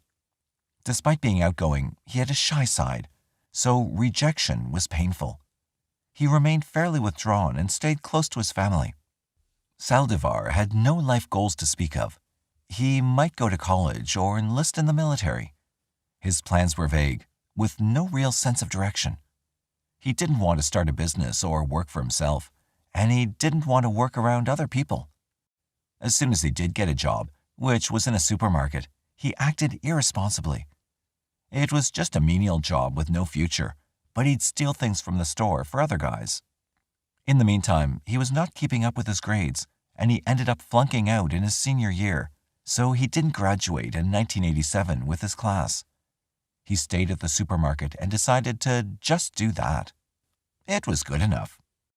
Then he saw a friend in a uniform who was enrolled in the College of Medical and Dental Careers in North Hollywood. He wanted to look as good as his friend did. He had no particular medical aspirations, but that kind of employment seemed better than working all his life at a grocery store. He took a high school equivalency test to finish his degree and then enrolled in the technical school himself in 1988. In less than a year, he had his certification and a job waiting for him close to home. He was 19, uniformed, and ready to enter the working world. He had no interest in working as a caregiver. He saw himself as a technician. Eventually, he hoped to work on the night shift where there would be fewer people around. Part of his job was to learn to use a stethoscope and to put needles into arteries. He had to determine if patients were having difficulty breathing and if there was enough oxygen in their blood. His job also included respiratory rehabilitation and putting tubes down patients' throats when they couldn't breathe well on their own, especially during a code blue emergency. He placed people on ventilators that had to be monitored and adjusted. He had a lot of responsibility. Saldivar also did his homework. He knew a lot about drugs and computers, and he had a reputation for being able to talk with doctors about these things. He quickly developed a real knack for the work, particularly because he enjoyed talking with patients as they waited for some medication to activate and help them breathe better. They would tell him all about themselves and thank him for his help. Eventually, he went on the graveyard shift at night. Just as he'd hoped, he ended up working pretty much on his own, without supervision or much accountability. During that time, there was only one other technician like him in the hospital. Their patients were scattered, so they might work all night and rarely see each other. The work wasn't difficult, emergencies were few, and Saldivar was even able to offer his services part-time to other area facilities. It's likely now that they regret hiring him, but they were short-staffed, and he'd said he was working overtime to help pay expenses for his family. To all who knew him, he seemed like a competent, reasonable guy who was a bit awkward with women, but always willing to do a favor.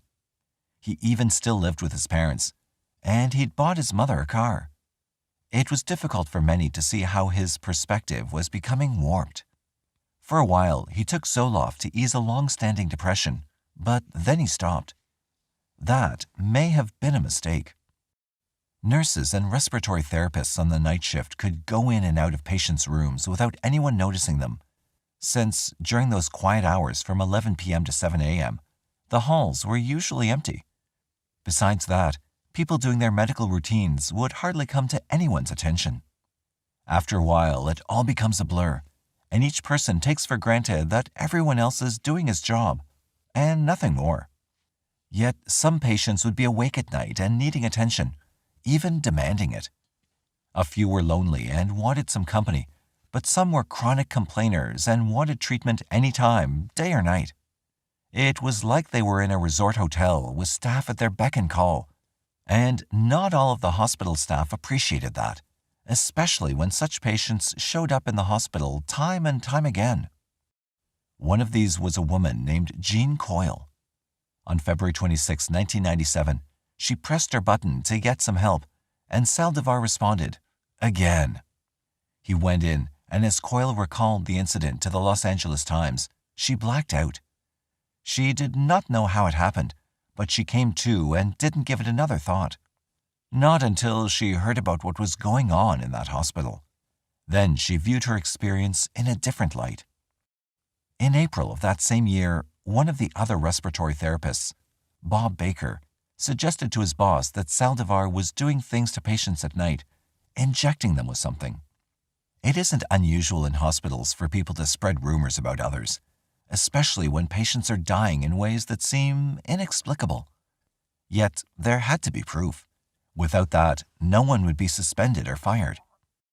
At that time, John Bechtold was head of the department, and he did not like Saldivar. Neither did the therapist who had squealed. The easy thing would be to turn him in, but since their personality clashes were known, it might look like he was undermining a guy just because he didn't like him. Bechtold needed more than innuendo, so he told another supervisor what he'd heard, and together they beefed up their vigilance. Often, when a healthcare worker is viewed as an angel of death or a medical professional who kills patients, a pattern begins to show up on that person's shift. Janine Jones, working in the children's ICU in a Texas hospital, had a high incidence of respiratory arrests among children over whom she had watched and who had entered the hospital without heart problems.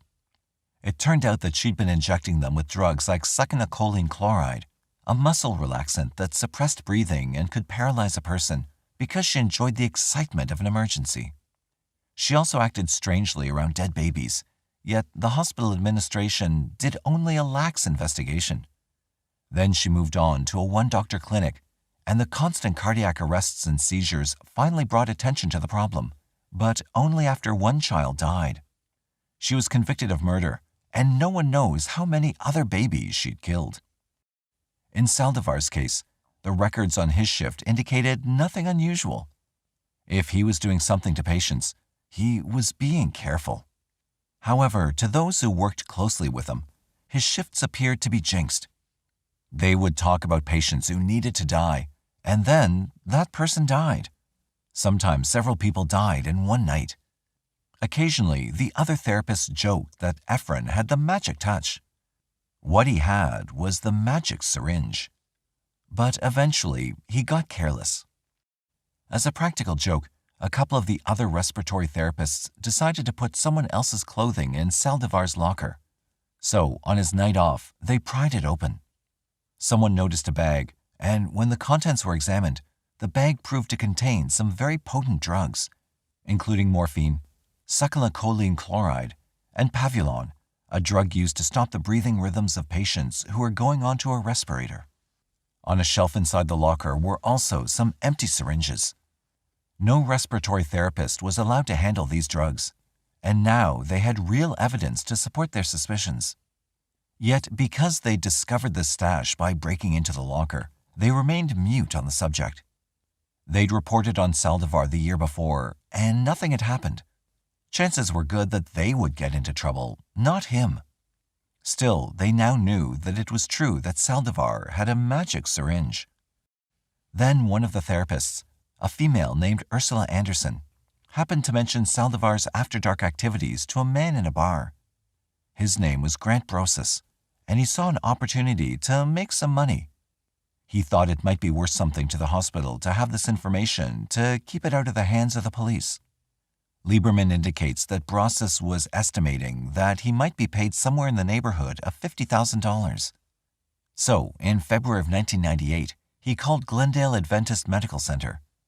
He didn't even have a name to offer in this tip, but when they went down the list of almost 40 therapists who worked there, he recalled something that sounded like Saldivar's name. Since this tip had come from a source unrelated to the first one, just someone named Grant, the hospital administrators were alarmed. They felt it was time to hand the case over to the Glendale Police Department, but they also continued to conduct their own investigation. During that time, 2 more patients died in the respiratory unit. The investigator who took the case was Sergeant John McKillop in robbery homicide. He met with the three administrators, and they told him about the previous tip the year before. They also provided the pager number of the caller who'd left the most recent tip, so McKillop tracked him down. Then he contacted his former partner, a top detective in Glendale named Will Curry. They also brought aboard Tony Fudia, who ran a background check on Brosses. The guy turned out to have a lengthy record, which could make his so-called tip a bit suspicious. He'd done time and had participated in a range of crimes from cocaine to grand theft. Yet they still had to follow it up. If it was a good tip, they could stop a killer and save people's lives. When confronted by police, Brosses had suddenly decided that he didn't really know much, and he wasn't at all sure of the information he'd been given. It appeared to the investigators that he just didn't want to have anything to do with cops. His call had been to the hospital in an effort to be paid off for keeping quiet, and he wanted no part of a formal investigation. Given his 15 years of run-ins with the police, they could see why, but they still needed reliable information in order to move forward. Hospital administrators went through their lists and offered the possibility that Ursula Anderson had initially mentioned what Saldivar was doing. The investigators questioned her, and she insisted that she'd said no such thing. Mr. Brosses had obviously made it up. Another dead end. Yet to their credit, the investigators didn't give up. If someone was killing patients who had entrusted themselves to the care of the hospital, they were going to find out who it was. The year before, Bob Baker had mentioned the magic syringe. Perhaps he knew something more. In fact, he did. He knew about the vials of muscle relaxant found in Saldivar's locker. That observation sent Curry and crew to an expert, the director of the respiratory therapist unit, John Bechtold, who informed them about some of the rivalries in the unit, notably Baker and Saldivar. Baker could have made up his accusations to get Saldivar fired. That possibility had to be considered, which presented the investigators with a whole new problem. Bechtold mentioned that when Baker had first told them about Saldivar's late-night activities, they had run their own investigation but found no substantive proof. In light of the hostility between the two men, they dropped it. McKillop was disappointed. He reported what he knew and what he didn't know back to his chief. They decided to approach Saldivar himself to see what he'd say. The hospital had shifted some schedules to keep him away for several days, so he was available in the afternoon that Will Curry invited him to come down to the station. If he was a killer, they hoped for a reaction. But no one expected quite the one that they got, or what would happen next. Saldivar was introduced to a polygraph examiner, who asked him if he understood why he'd been asked to come in. He responded that he expected to get his name cleared. He was confused about why he'd not been back to work, and he'd heard that some anonymous caller had fingered him as a killer. He wanted to talk so that people would know he was innocent. The investigators asked him if he'd ever done anything like what he was accused of doing. At first he denied it, but then quickly admitted that he'd been injecting people since he'd started work at Glendale. The first case occurred when he was 19 and fresh out of school. He'd been assigned an elderly female patient, he said, who was on a life support system. She had a terminal case of cancer, and there was no hope for her. In fact, she was almost over the edge. The doctors would soon turn off her machines, and the family had already taken their leave. After everyone was gone, Saldivar looked in on the woman and saw that, although she was unconscious, she was still breathing. He felt sorry for her. Out of mercy, he claimed, he connected two tubes, effectively suffocating her. Then he admitted that years later, he'd injected Pavulon into one patient by shooting it through the IV tube. He'd found a discarded bottle of the stuff and had kept it. Immediately, he was read his rights, but then he continued to talk freely. Lieberman indicated that Saldivar talked for 2 hours. He said that his first lethal injection occurred in 1997. He'd only done that twice. Or, that's what he said at first. Curry mentioned that he'd probably do some investigating on his own, and Saldivar blurted out that he wasn't alone in this. There were others too. They would sometimes go from room to room, injecting people who shouldn't have to live any longer. He said he did this because he felt sorry for them. Curry asked if this involved more than 500 patients, and Saldivar assured him it was less than 50. He thought just over 40. So now, within moments, he'd climbed from 2 to 40-something, possibly 50. He had been convinced they were ready to die. To a BBC reporter later, Curry said that Saldivar's criteria for murder were that the patient had a do not resuscitate order, he or she was ready, and he or she was unconscious. He prided himself on having very ethical criteria as to how he picked victims. Saldivar may have injected both succinylcholine chloride and pavulon, which are difficult to detect in human body tissue at autopsies and would not show up unless a specific test was done. That meant finding the illegal drugs in his possession and possibly even exhuming bodies. That evening, he was placed under arrest.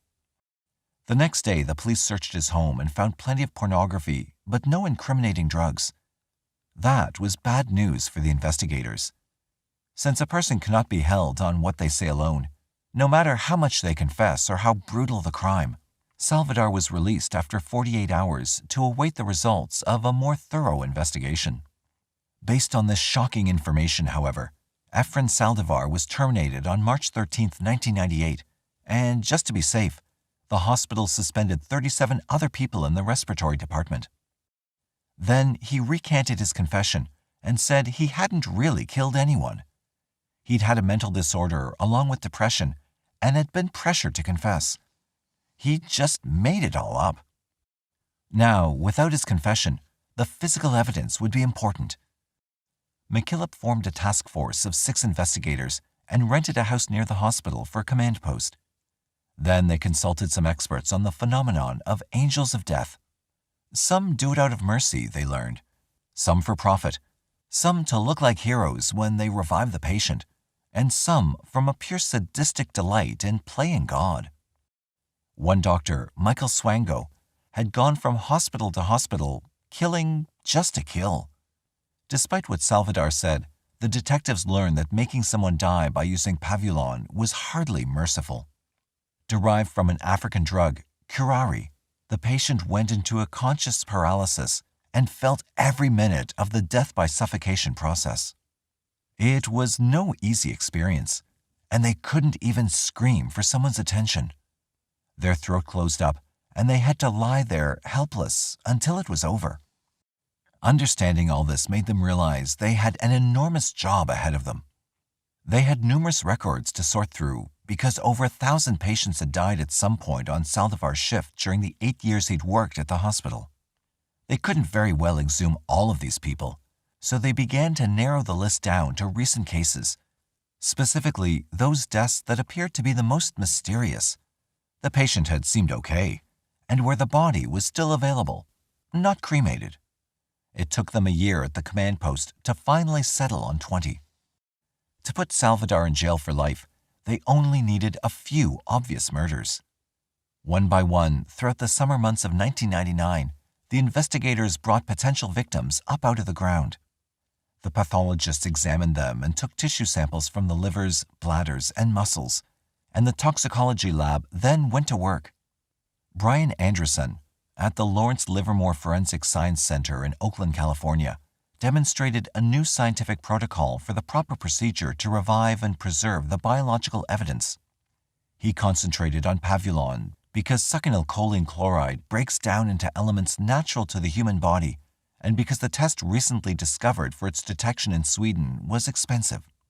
Pavulon was a synthetic muscle relaxant sometimes given in low doses to patients on respirators, and it could remain detectable in the body for years. In order to prove that a homicide had taken place, Anderson and his team looked for dosage levels out of the normal range. At first, they reported only negative results, which disappointed the task force. They hoped they'd not just spent a year and a half of their time for nothing. Then, Anderson got some hits. First, there were 3, and then, after the 20 exhumations were complete, he found 6 that gave positive results. In January 2001, criminal charges were prepared. The officers followed Saldivar, now 31, to work one morning on his way to a construction job and then arrested him for the murder of 6 patients, all of them elderly, and one of them a mentally disabled woman.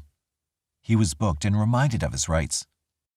He began to talk once more, but this time he said that he'd been understaffed on some shifts, so to ease the workload, he'd eliminated a few patients. As Lieberman describes it, when he was at his wit's end, he would look at the board and decide, who do we have to get rid of? He admitted that he'd killed patients at other hospitals too, where he'd worked part-time. He'd mentioned this before, but had not admitted to actually giving injections. After 60 victims, he'd lost count. He figured it was more than 100. It had just been a gradual thing, an act that had bothered him a little at first, but then he'd grown used to it and let it all slip from his mind.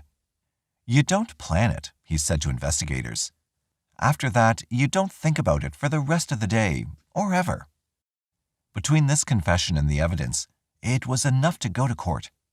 The lead prosecutor prepared the case, finding a star witness in Jean Coyle, the complaining patient whom Saldivar had attempted and failed to kill.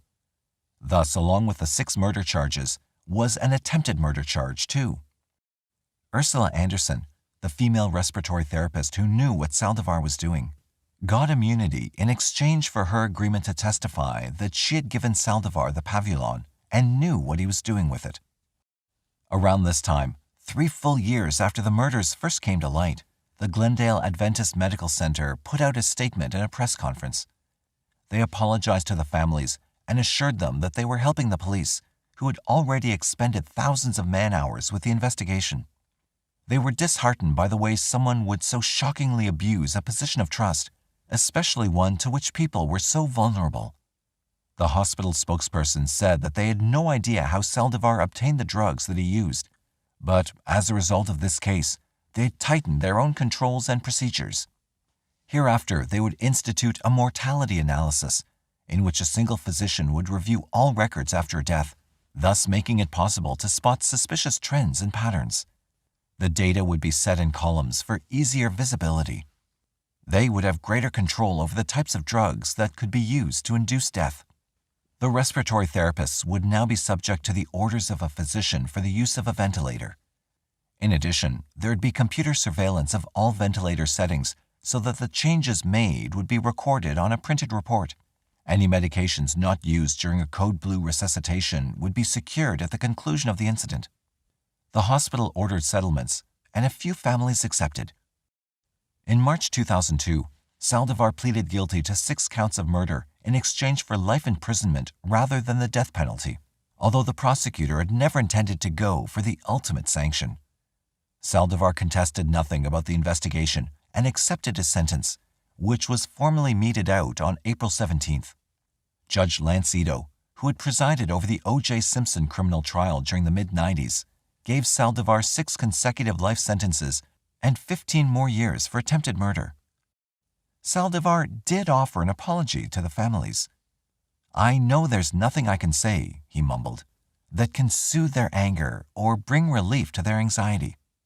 I want to say that I'm truly sorry, and I ask for forgiveness, although I don't expect any." Had he been executed, Lieberman points out, he'd have been given the same drug as the one he'd used on his patients. In May 2002, the California Department of Consumer Affairs Respiratory Care Board petitioned a judge to suspend the license of Ursula Anderson. She had aided and abetted a criminal and had acted unprofessionally and with extreme neglect. 3 other therapists who worked with Saldivar were put under investigation as well. Right away, there was film interest in the story. Disney-based Spyglass partners Roger Birnbaum and Gary Barber bought the rights for a feature-length film, which plays the cold and cunning angel against the shrewd but fatigued Detective McKillop. A script is written, and production is scheduled for the summer of 2002. Petty McClellan took her blonde, blue-eyed baby daughter Chelsea to the new pediatric clinic. It was Friday, September 17, 1982. The clinic had just opened the day before in Kerrville, Texas, not far from the trailer home where she and her husband Reed lived. Chelsea was just 8 months old, but she had a cold and her mother wanted to be safe. Chelsea had been born premature, with underdeveloped lungs, so she was prone to infection.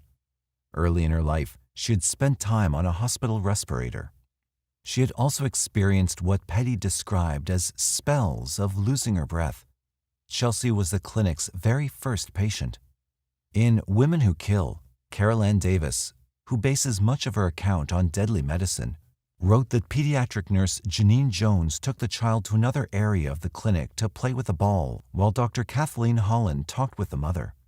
Soon after, Jones told them that Chelsea had stopped breathing. She placed an oxygen mask over the baby's face, and they rushed her to an emergency room at nearby Peterson Hospital. To everyone's relief, the child recovered. Chelsea's parents were grateful that such a competent nurse was on staff there. They spread the word to other parents. 9 months later, they brought Chelsea in again. This time, the results were drastically different. Peter Elkind, a journalist who briefly met Janine Jones, offers a fuller account in The Death Shift. Chelsea was the first appointment of the day, just a routine checkup. Petty McClellan brought her in around mid-morning, and Dr. Holland ordered 2 standard inoculations. Shortly after the nurse, Janine Jones, injected the first needle, Chelsea started having trouble breathing. It appeared that she was having a seizure, so McClellan asked her to stop. Jones ignored her and gave the child a second injection. Then Chelsea stopped breathing altogether. She jerked around as if trying to breathe and then went limp. An ambulance was called, and they transported Chelsea to Sid Peterson Hospital, where she arrived in 9 minutes with a breathing tube down her throat. Jones carried the child in her arms all the way there. Chelsea tried to remove the tube, so Dr. Holland replaced it with a larger one and then gave her something to make her sleep. Jones allegedly said, "And they said there wouldn't be any excitement when we came to Kerrville." In fact, there was to be plenty of excitement at that clinic, more than most clinics get, and Jones was always at the center. Holland arranged to transport Chelsea to a hospital where neurological tests could be performed, and while she was in the ambulance, Chelsea stopped breathing again and her heart stopped. Jones gave her several injections while Dr. Holland performed a heart massage, but there was no response. They pulled into a nearby hospital and continued treatment, but after 20 minutes, it was clear that they had failed. Chelsea McClellan was dead. Jones sobbed over the body as she cleaned it up and wrapped it in a blanket for the McClellans. Petty McClellan believed that her daughter was merely asleep. No matter what anyone said to her, she could not come to terms with the fact that Chelsea was dead. They all returned to Sid Peterson Hospital, and Jones carried the child downstairs to the hospital morgue. Dr. Holland wanted an autopsy. She was not going to just let this go as a cardiac arrest. The whole thing had been too unusual. Chelsea had not even come in with a complaint. She had been there for a routine examination. The autopsy was performed, and Holland waited for the results. In the meantime, the McClellans arranged the funeral. After a few weeks, it was determined that Chelsea had died of SIDS, an often fatal breathing dysfunction in babies. But new tests would later challenge that conclusion. Petty McClellan was unable to cope, according to Elkind. At the funeral, she screamed and fainted, and her relatives sent her to get psychiatric help. Thanks to that, she had spent a considerable amount of time in a haze, but the sharp grief had not yet dulled. One day, a week after the funeral, she went to the Garden of Memories cemetery to lay flowers on her daughter's grave. As she approached the grave, she saw the nurse from the clinic, Janine Jones. Oddly, she was kneeling at the foot of Chelsea's grave, sobbing and wailing the child's name over and over. She rocked back and forth, apparently in deep anguish, as if Chelsea had been her own daughter. "What are you doing here?" McClellan asked. Did this nurse feel guilty about her role in Chelsea's death? Perhaps she had neglected to do something that had made the crucial difference. Confronted, Jones returned a blank stare as if in a trance and walked away without a word. When she was gone, McClellan noticed something else. While Jones had left a small token of flowers, she had taken a bow from Chelsea's grave. In the Encyclopedia of Serial Killers, Michael Newton describes Jones's background. She had been a beautician before going into nursing in 1977 and had worked at several hospitals in the San Antonio area. Peter Elkind says that she had claimed to have grown up feeling unwanted and unloved. Janine was born on July 13, 1950, and was immediately given up for adoption. Her new parents were Dick and Gladys Jones, who adopted 3 other children as well, 2 older and 1 younger than Janine. They lived in a 2-story, 4-bedroom mansion just outside San Antonio. Dick was an entrepreneur and professional gambler. He worked in the entertainment business, operating nightclubs. Somewhat larger than life, he was free-spending and generous, but his lifestyle eventually took a toll on his family. The nightclub went south, and there was less money to spend. Jones tried a restaurant, but that venture failed too. When Janine was 10, her father was arrested. It seemed that a large safe had turned up missing from a home owned by a man who had been at Jones's club at the time of the burglary. There was $1,500 in cash and some valuable jewelry inside.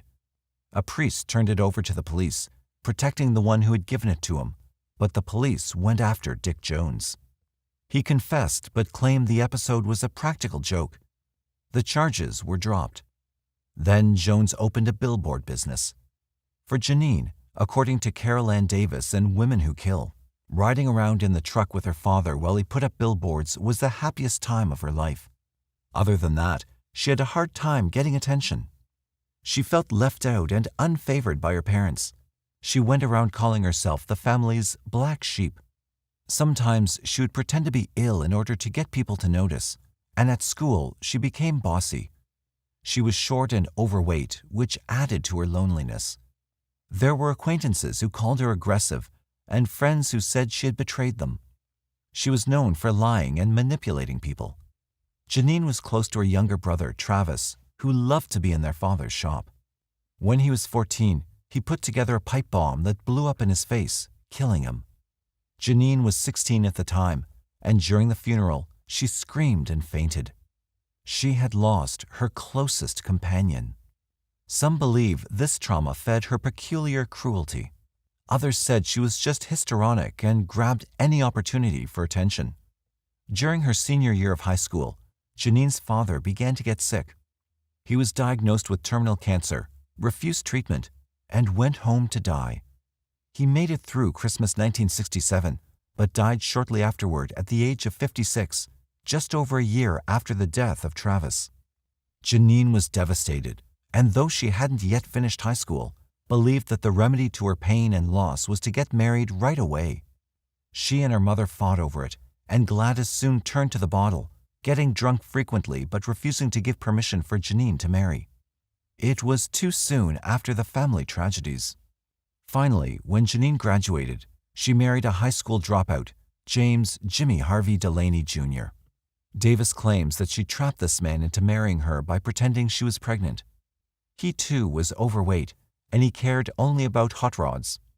After 7 months of marriage, he enlisted in the Navy, and Janine, who was reportedly voracious in her desire for sex, was immediately unfaithful.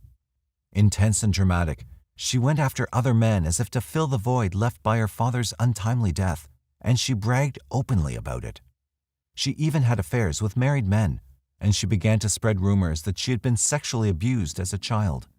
She depended on her mother for money, so Gladys urged her to think about a career. With no real plans, Janine enrolled in beauty school. Jimmy returned from the Navy, and they had a child. After 4 years of marriage, she left her husband while he was recovering in the hospital from a boating accident. Her divorce papers indicated that he had been violent with her. They reconciled and then parted again for good. Soon after, Janine's older brother died of cancer. It was yet another loss, and her developing fear of cancer from working with hair dyes made a career change necessary.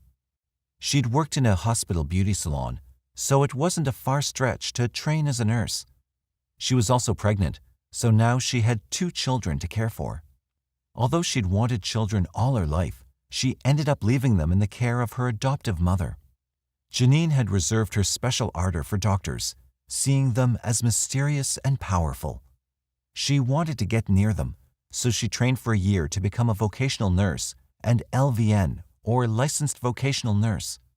She was good at it, although she was not altogether happy about being at the bottom of the medical totem pole.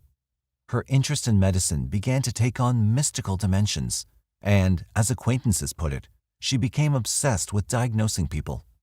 After only 8 months at her first job at San Antonio's Methodist Hospital, she was fired, in part because she tried to make decisions in areas where she had no authority, and in part because she made rude demands on a patient who subsequently complained. It wasn't difficult for her to find another job, but she didn't last long in that one either. Eventually, she was hired in the intensive care section of the pediatric unit of Bexar County Medical Center Hospital. It was here that she would leave her mark, a tragic one. The first child she picked up had a fatal intestinal condition, and when he died shortly after surgery, she went berserk. She brought a stool into her cubicle where the body lay and sat staring at it. The other nurses could not understand her behavior. She hadn't even known the child and had barely been around him, so why the excessive grief? It soon became clear to associates that Janine liked to feel needed, and she would often spend long hours on the ward during her 3 to 11 p.m. shift, insisting that her attention was important to a certain patient.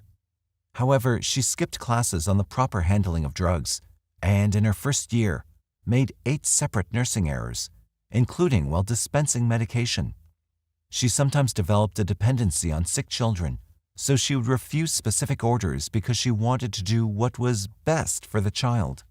While there were sufficient grounds for dismissal, including coming in one night drunk, the head nurse, Pat Belko, liked and protected her, which gave Jones a feeling of invincibility. She never liked to admit any mistakes, and now she had someone in power to back her up. She tried to bully new nurses into looking to her for help, and more than one nurse transferred out of the unit to get away from her. As she took charge, Janine grew more arrogant, aggressive, and foul-mouthed.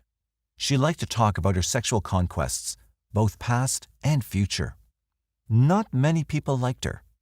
She would make harrowing predictions about which baby was going to die, which upset the new nurses she was training. Then a new doctor came to the ward, James Robotham. Hired as the medical director of the pediatric intensive care unit, he took more responsibility for patients than other doctors had, and that meant edging out the nurses. He also made them more accountable, which didn't sit well with them. All except for Janine, who welcomed the opportunity to bring more problems to someone's attention because that meant attention for her. Her other means of getting noticed was to go to outpatient clinics for minor physical complaints of her own, which Elkind says she did 30 times in just over 2 years. Although she was never officially diagnosed, she may have been suffering from a form of Munchausen syndrome, in which people become hospital hobos to get attention from caring staff that they feel they missed out on as children. Even when Janine wasn't at some county clinic, she was complaining about her health and seeking some leverage with it. One physician said her problems were psychosomatic. In 1981, Jones demanded to be put in charge of the sickest patients. That placed her close to those who died. She seemed to thrive on the excitement of an emergency and even on grief when a child didn't make it. When she prepared a body, she would sing to it, and she always wanted to take the corpse to the morgue. This routine was a regular procession, with the security guard walking ahead of her to close patients' doors. Janine often cried as she performed this task, but then again, it did seem as if she liked to cry. No one seemed concerned that many medications were freely available on that ward in an unlocked cabinet. Not until later. Nor did they give any thought to the fact that the hospital where Janine had last worked had not given a reason for her dismissal. No one followed up, although Janine was placed in a role of significant responsibility. Her special talent, Elkind points out, was putting intravenous tubes into veins. She requested special seminars handling certain drugs and asked many questions. People were impressed by how much she wanted to learn. It eventually became clear to everyone that children were dying in this unit from problems that shouldn't have been fatal. Davis claims there was one 2-week period where 7 children died. The need for resuscitation suddenly seemed constant, but only when Janine was around. Those in the most critical condition were all under her care. There was no denying the excitement that an emergency situation engendered, and Janine even commented on several occasions that it was an incredible experience. One child had a seizure 3 days in a row, but only on her shift. "They're going to start thinking I'm the death nurse," Jones quipped one day. In fact, some of the staff called her on-duty hours the death shift, based on the many resuscitations that were going on during the hours she was there, and the many deaths. She even seemed to enjoy calling parents to let them know about their child's death and to commiserate. If a baby's health was bad, she would announce to the other nurses, "Tonight is the night." If a child was near death, she always took a special interest. She clearly wanted to be there when it happened. While rumors were passed around that Janine was doing something to these children, Pat Belko defended her. It was just gossip from nurses who were jealous of her competence. She refused to listen. Then a baby named Jose Antonio Flores, 6 months old, came in with some common childhood symptoms: fever, vomiting, and diarrhea. While in Janine's care, he developed unexplained seizures and went into cardiac arrest. It took doctors almost an hour to save young Jose, but they did. They noticed he was bleeding badly, and they could not determine the cause. They found that his blood was not clotting, but eventually the problem subsided and he seemed okay, until the following day during the 3 to 11 shift. Once again, Jose went into seizures and began to bleed. Early the next morning, his heart stopped beating. Cause of death? Unknown. When a doctor told Jose's father about losing his son, the man had a heart attack. While helping Mr. Flores to the emergency room, Janine allowed Jose's older brother to carry the baby's body. Then she grabbed the dead baby and ran down the hospital corridor. Several members of the family ran after her. She lost them and went into the morgue. No one could figure out what her behavior meant, but blood testing on the body indicated an overdose of a drug called heparin, an anticoagulant. No one had ordered it, and her superiors became suspicious. Then 2 resident physicians who were treating a 3-month-old boy named Albert Garza found that Janine had probably given him an overdose of heparin. When they confronted her, she got angry and left, but the child recovered. This incident also resulted in tighter control over the staff's use of heparin, making nurses more accountable and records more precise. Children whose health declined were to be subjected to extra lab tests. If someone was doing something to children on this ward, she was going to get caught. It was at this point that Janine's health seemed to be suffering. She also refused drugs prescribed by doctors to improve her condition. Often when she complained of something, there was no evidence for it. Again, it appeared she was angling for attention. Dr. Robotham, who had once been her ally, began to complain formally about Janine Jones. In November 1981, the hospital administration, somewhat resistant to an internal investigation of the pediatrics ward, had a meeting. They decided that Dr. Robotham was overreacting. The struggling hospital did not need the possibility that such suspicions would come to the public's attention, so they declined to follow through. Yet that did not end Robotham's efforts to launch a formal investigation. He continued to watch the records of the 3 to 11 shift. While heparin use was carefully monitored, another drug suddenly showed up in the death of Joshua Sawyer, age 11 months. He was brought in suffering from the effects of smoke inhalation after a fire at his home. He'd had a cardiac arrest, and doctors ordered Dilantin. He remained in a coma, but doctors expected him to make progress. Janine told his parents that he'd be better off if allowed to die, however, since he would surely have serious brain damage. Then, quite suddenly, Joshua had 2 heart attacks and died. His lab test showed a toxic amount of Dilantin in his blood. Clearly, someone's handling at the hospital had killed him, but the test results went unnoticed. When Janine became aware that those who had always supported her were now suspicious, she turned to blackmail. She said she had records on every child that had died there, and she knew which doctor had killed them. Robotham requested that she be fired, but no one listened. They also did not listen to the nurse who kept reporting that supplies were missing. Then Rolando Santos, a 1-month-old baby being treated for pneumonia, was suddenly having seizures, cardiac arrest, and extensive unexplained bleeding. All of his troubles developed or intensified on Janine's shift. He began to urinate so badly that he suffered extreme dehydration. For the 3 days Janine had off, the baby improved, but the afternoon she returned, he began to hemorrhage. Then he had a heart attack. Lab tests showed an excessive amount of heparin. Initially, a doctor took over his care, but after Janine got hold of him, he worsened again and went into a coma. Blood came up into his throat, and his blood pressure dropped dangerously. A doctor saved him and then ordered him removed from the pediatric ICU and placed under 24-hour surveillance. Only under these conditions did he improve enough to be released to his parents. Rolando survived his encounter with Janine Jones. He was one of the lucky ones. Finally, one more doctor stepped forward to tell the hospital administration that Janine Jones, the afternoon shift nurse, was killing children.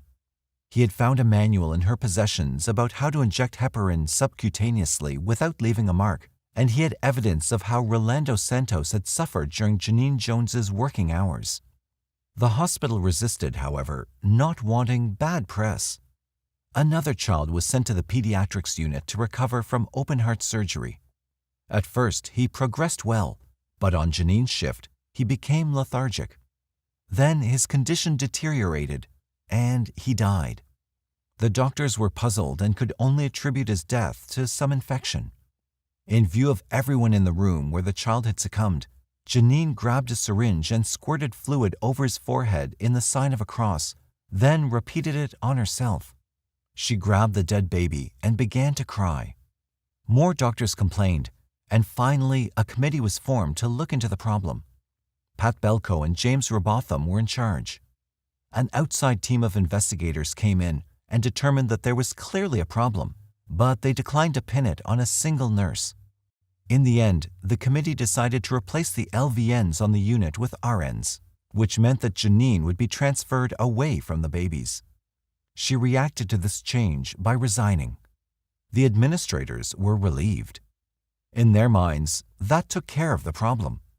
All it did, however, was transfer the problem.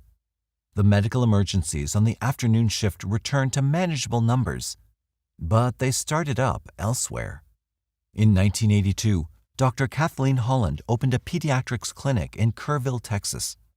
Needing help, she hired Janine Jones. She had worked at Bexar County Hospital with her and had even testified on her behalf during the investigation. Although Dr. Holland was warned in veiled tones not to hire Janine, she went ahead and did it, viewing Janine as a victim of the male-dominated medical patriarchy. She believed that Janine was a competent nurse who just needed a chance, and she gave her the title of pediatric clinician. According to Carol Ann Davis, Holland helped to move Janine to Kerrville and rented rooms to her and her 2 children. Just months after Janine left Bexar, someone found a novel with her name in it called The Sisterhood, written by best-selling ER physician Michael Palmer. The plot centered on a group of medical professionals who were pledged to end human suffering by terminating patients who they believed would be better off dead. They had a specific protocol in place to ensure the most careful scrutiny. But as always in fiction, someone took things too far. In Murder Most Rare, Michael D. Kelleher and C.L. Kelleher reserve a chapter for lethal caretakers, medical professionals who kill their patients. This contemporary form of the angel of death, they say, embodies an especially pernicious darkness in our humanity by systematically attacking the weak and defenseless who've been involuntarily placed into her care or must rely on her for comfort and support. These people carry out their crimes within institutions where chemicals and syringes are abundant and where they can hide their behavior for long periods of time. Typically, they select patients whose deaths are explainable because they were in some weakened or near-fatal condition already. Easy to kill, easy to cover up. Yet what motivates these people? Ego and a compulsion for domination, says the authors. She's obsessed with the need to control those who are completely dependent on her. Some, like Janine Jones, are also motivated by a need for attention. While they appear to be going about their routines, they're making decisions about who should live and who should die. What happens to the patient does not matter to the caretakers. What matters is what the incident does for them. Many patients around Kerrville were happy to have Dr. Holland's clinic available. But during a period of 2 months that first summer, 7 different children succumbed to seizures while in her office. In one case, Janine told a worried mother that her child was just having a tantrum, an understatement that nearly cost the child her life. Holland transferred each of them by ambulance to Kerr County's Sid Peterson Hospital, never thinking the seizures were suspicious. Yet Janine's account of these incidents always differed from those of other professionals involved. And one of them had seen her inject something into a child who then had seizures. From the sheer number of children affected in the same clinic, the hospital staff thought something odd must be going on, especially since the kids always recovered quickly while in the hospital. Holland assumed the severity of the situation was because she was a specialist, not a generalist, so the worst cases were brought to her. At least they all had recovered. But then Chelsea McClellan died while en route from the hospital to another facility. Dr. Holland was devastated, as were Chelsea's parents. The child had not even been very ill. The same day, after Janine had returned to the clinic to see another patient, the boy went into seizures and had to be resuscitated. The child stabilized, and his parents later commented that Janine had appeared to be quite excited over the incident, even happy. Tests afterward indicated there was no reason for such an unexpected episode. At about that time, a doctor at Sid Peterson discovered the high number of baby deaths at the hospital where Janine Jones had previously worked. He brought this to the attention of a committee, and they began to realize that she was doing something to these children. They brought in Dr. Holland and asked if she was using succinylcholine, a powerful muscle relaxant. She said she had some in her office but did not use it. Without telling her, someone on the committee notified the Texas Rangers. Holland told Janine about the meeting, and Janine assured Dr. Holland that she had found the bottle of succinylcholine that was missing.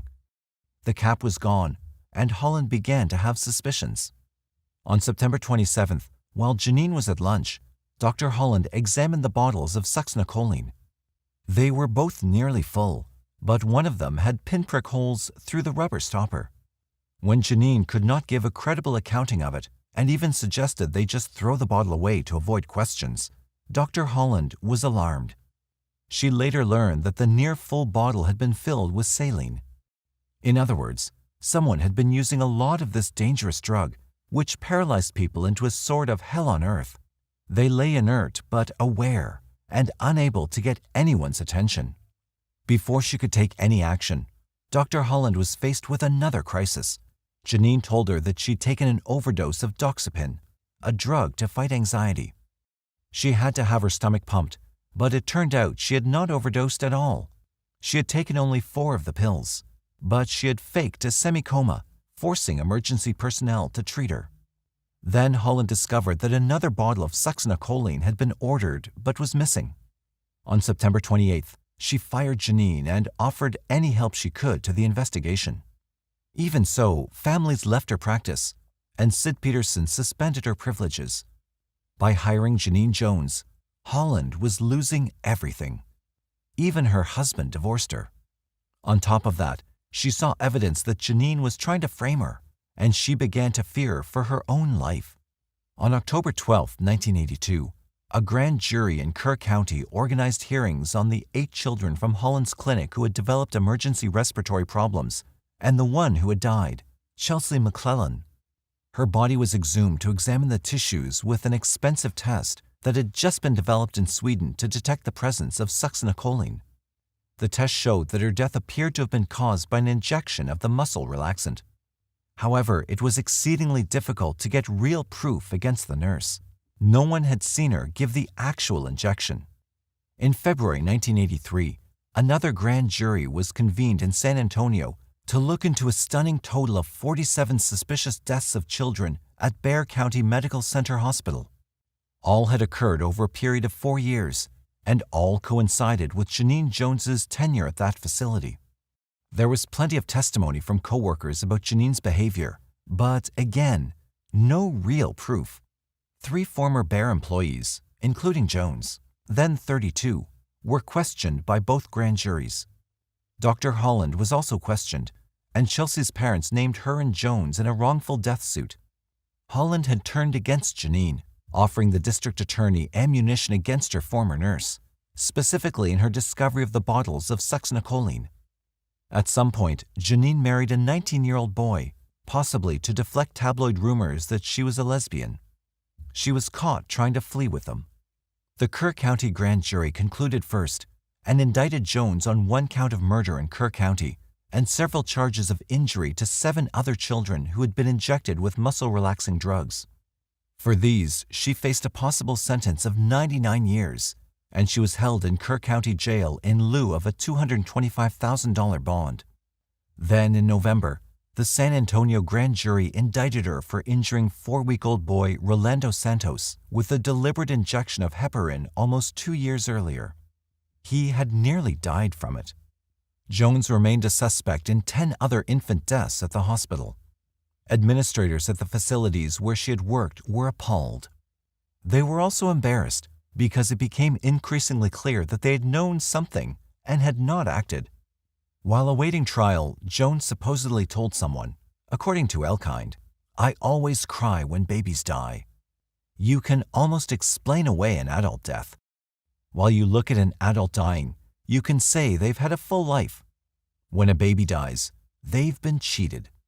She claimed she was receiving death threats, although the notes she showed people bore the same handwriting and misspellings as those she herself had sent to a nurse once in San Antonio. When her trial was moved to a new venue in Georgetown, Texas, her attorney asked to be replaced. She gave interviews freely to reporters that undermined his attempts to build a defense, and he feared that she would do the same on the witness stand. There were 2 separate trials, and the first one began on January 15, 1984, for the murder of Chelsea McClellan and injury to other children. Prosecutors said Janine Jones had a hero complex. She needed to take the children to the edge of death and then bring them back so she could be acclaimed their savior. One of her former colleagues reported that she had wanted to get more sick children into the intensive care unit. "They're out there," she supposedly said. "All you have to do is find them." Witnesses testified that she would contradict herself by telling one person she had injected a specific type of substance and another person that it was something else. All in all, her pattern of behavior was clearly suspicious, including the fact that she had asked for an educational seminar specifically on the use of succinylcholine. Yet her actions may actually have been inspired by a more mundane motive. She liked the excitement and the attention it brought her. There was no doubt that her behavior had escalated and that she had taken more risks. The children couldn't tell on her. They were at her mercy. She was free to create emergencies over and over. It was Munchausen syndrome by proxy, getting attention from doctors by making someone else sick. No one raised the possibility that Janine had acted out something that had been done to her as a child. While she had hinted at abuse to friends, there was no one to confirm that. Much of this was replayed at the second trial, but specifically in regard to her behavior at Bayer. In a statistical report presented at that trial, an investigator stated that children were 25% more likely to have a cardiac arrest when Jones was in charge, and 10% more likely to die. A psychiatric exam failed to provide her with the testimony she would need for an insanity defense. Instead, her lawyer brought in witnesses to testify that Janine was devoted, competent, and responsible. The first jury deliberated for only 3 hours. On February 15, 1984, Jones was convicted of murder, and she was given the maximum sentence of 99 years. Later that year, in October, she was found guilty on the charge of injuring Rolando Santos by injection. The 2 sentences totaled 159 years, but with the possibility of parole. Although she was suspected in the deaths of other children, the staff at the Bexar County Medical Center Hospital shredded 9,000 pounds of pharmaceutical records, thus destroying potential evidence that was under the grand jury subpoena. Most of those at Bexar who had protected her ended up resigning, and the clinic settled the legal suit brought by the McClellans.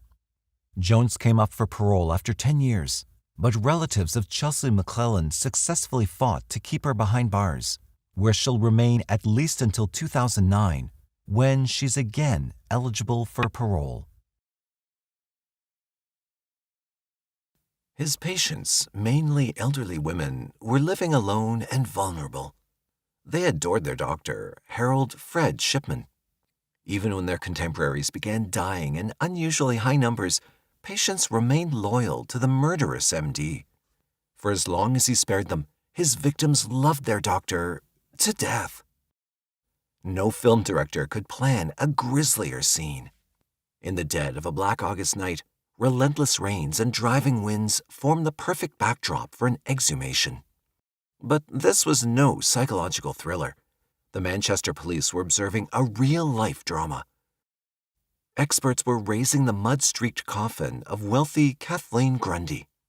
Interred just 5 weeks earlier in the Hyde Cemetery, the 81-year-old ex-mayoress held, in death, the key to solving nearly 400 murders. This would give killer Dr. Harold Shipman the dubious distinction of being the greatest serial murderer the world has ever known. It puts him well ahead of modern history's most prolific serial killer to date, Pedro Monster of the Andes Lopez. Convicted of 57 murders in 1980, Lopez allegedly killed 300 young girls in Colombia. 55-year-old Shipman is already serving 15 consecutive life sentences in Franklin Prison, County Durham, plus 4 years for forging the will of his last victim, Kathleen Grundy. In spite of overwhelming evidence to the contrary, he continues to maintain his innocence. How could this prolific serial killer go undetected for so long? And what made him the monster he became?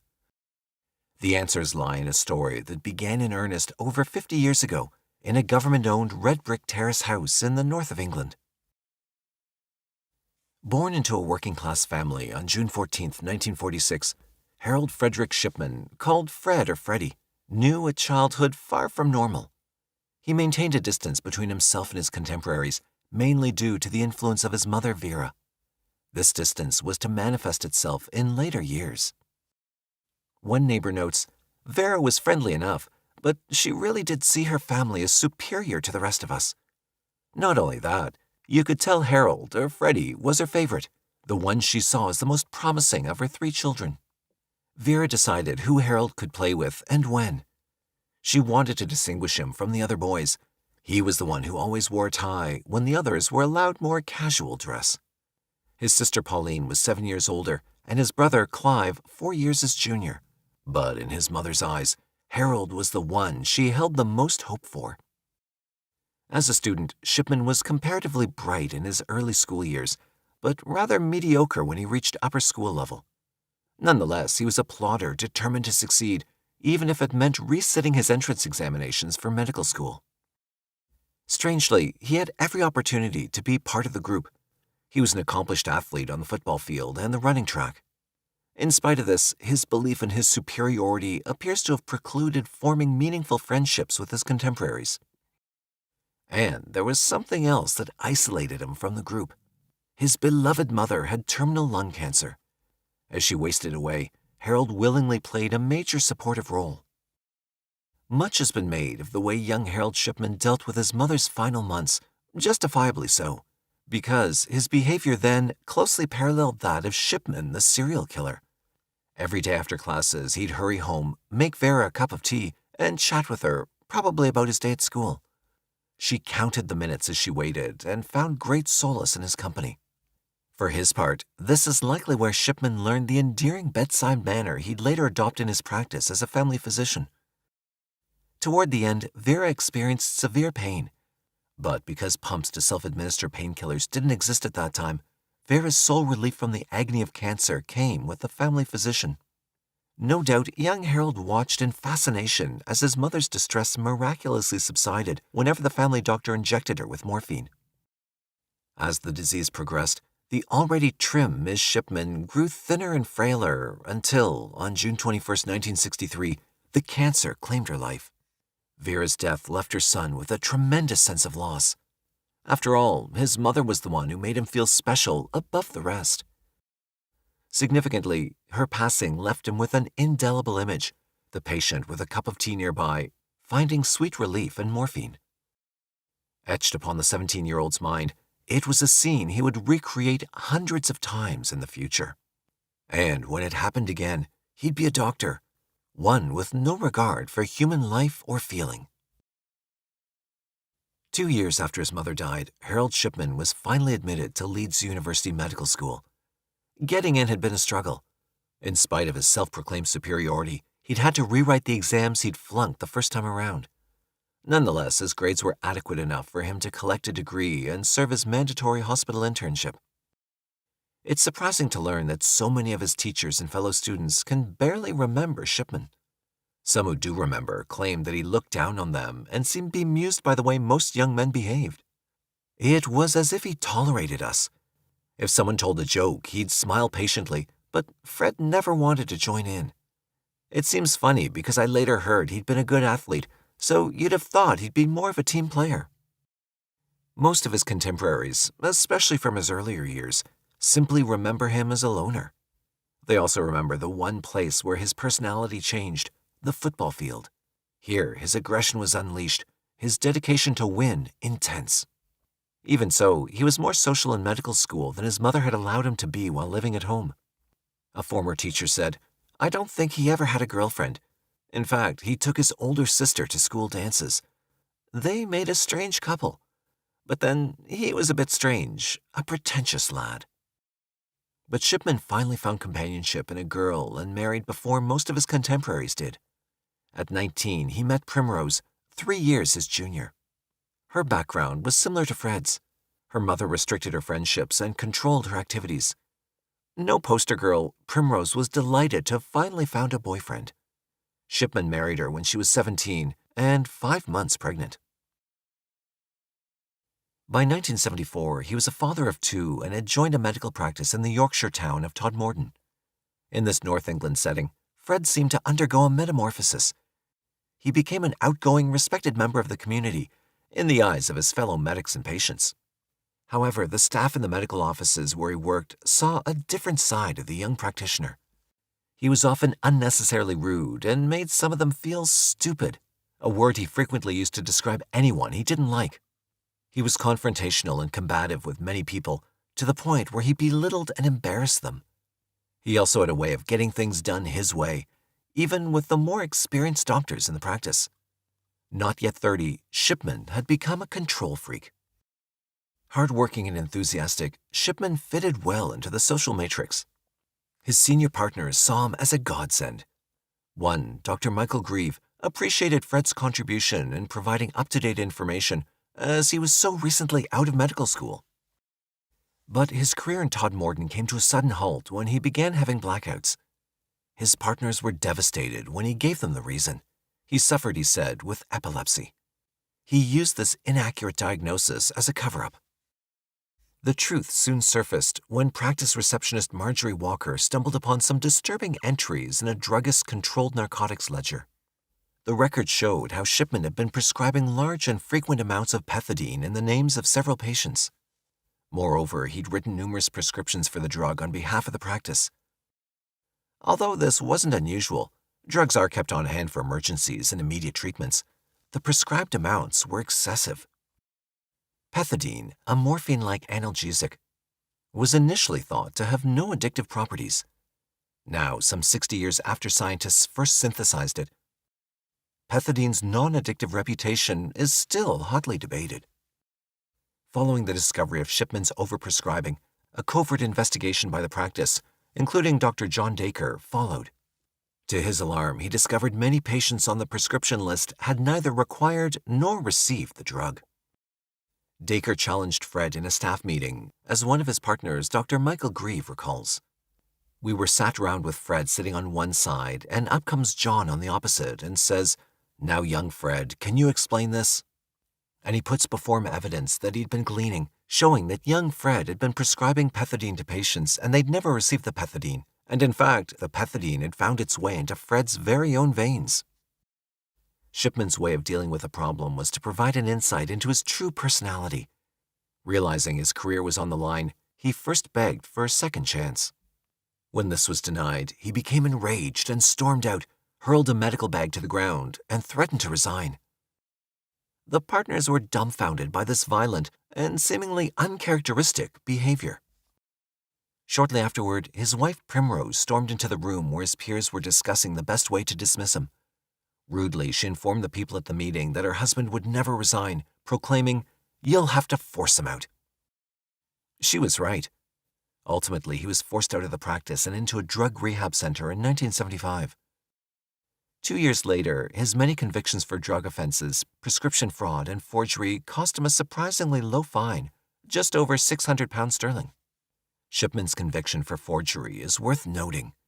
First, because his skill in this area was nothing less than pathetic. Second, he failed to learn that his ineptitude in this area was readily exposed.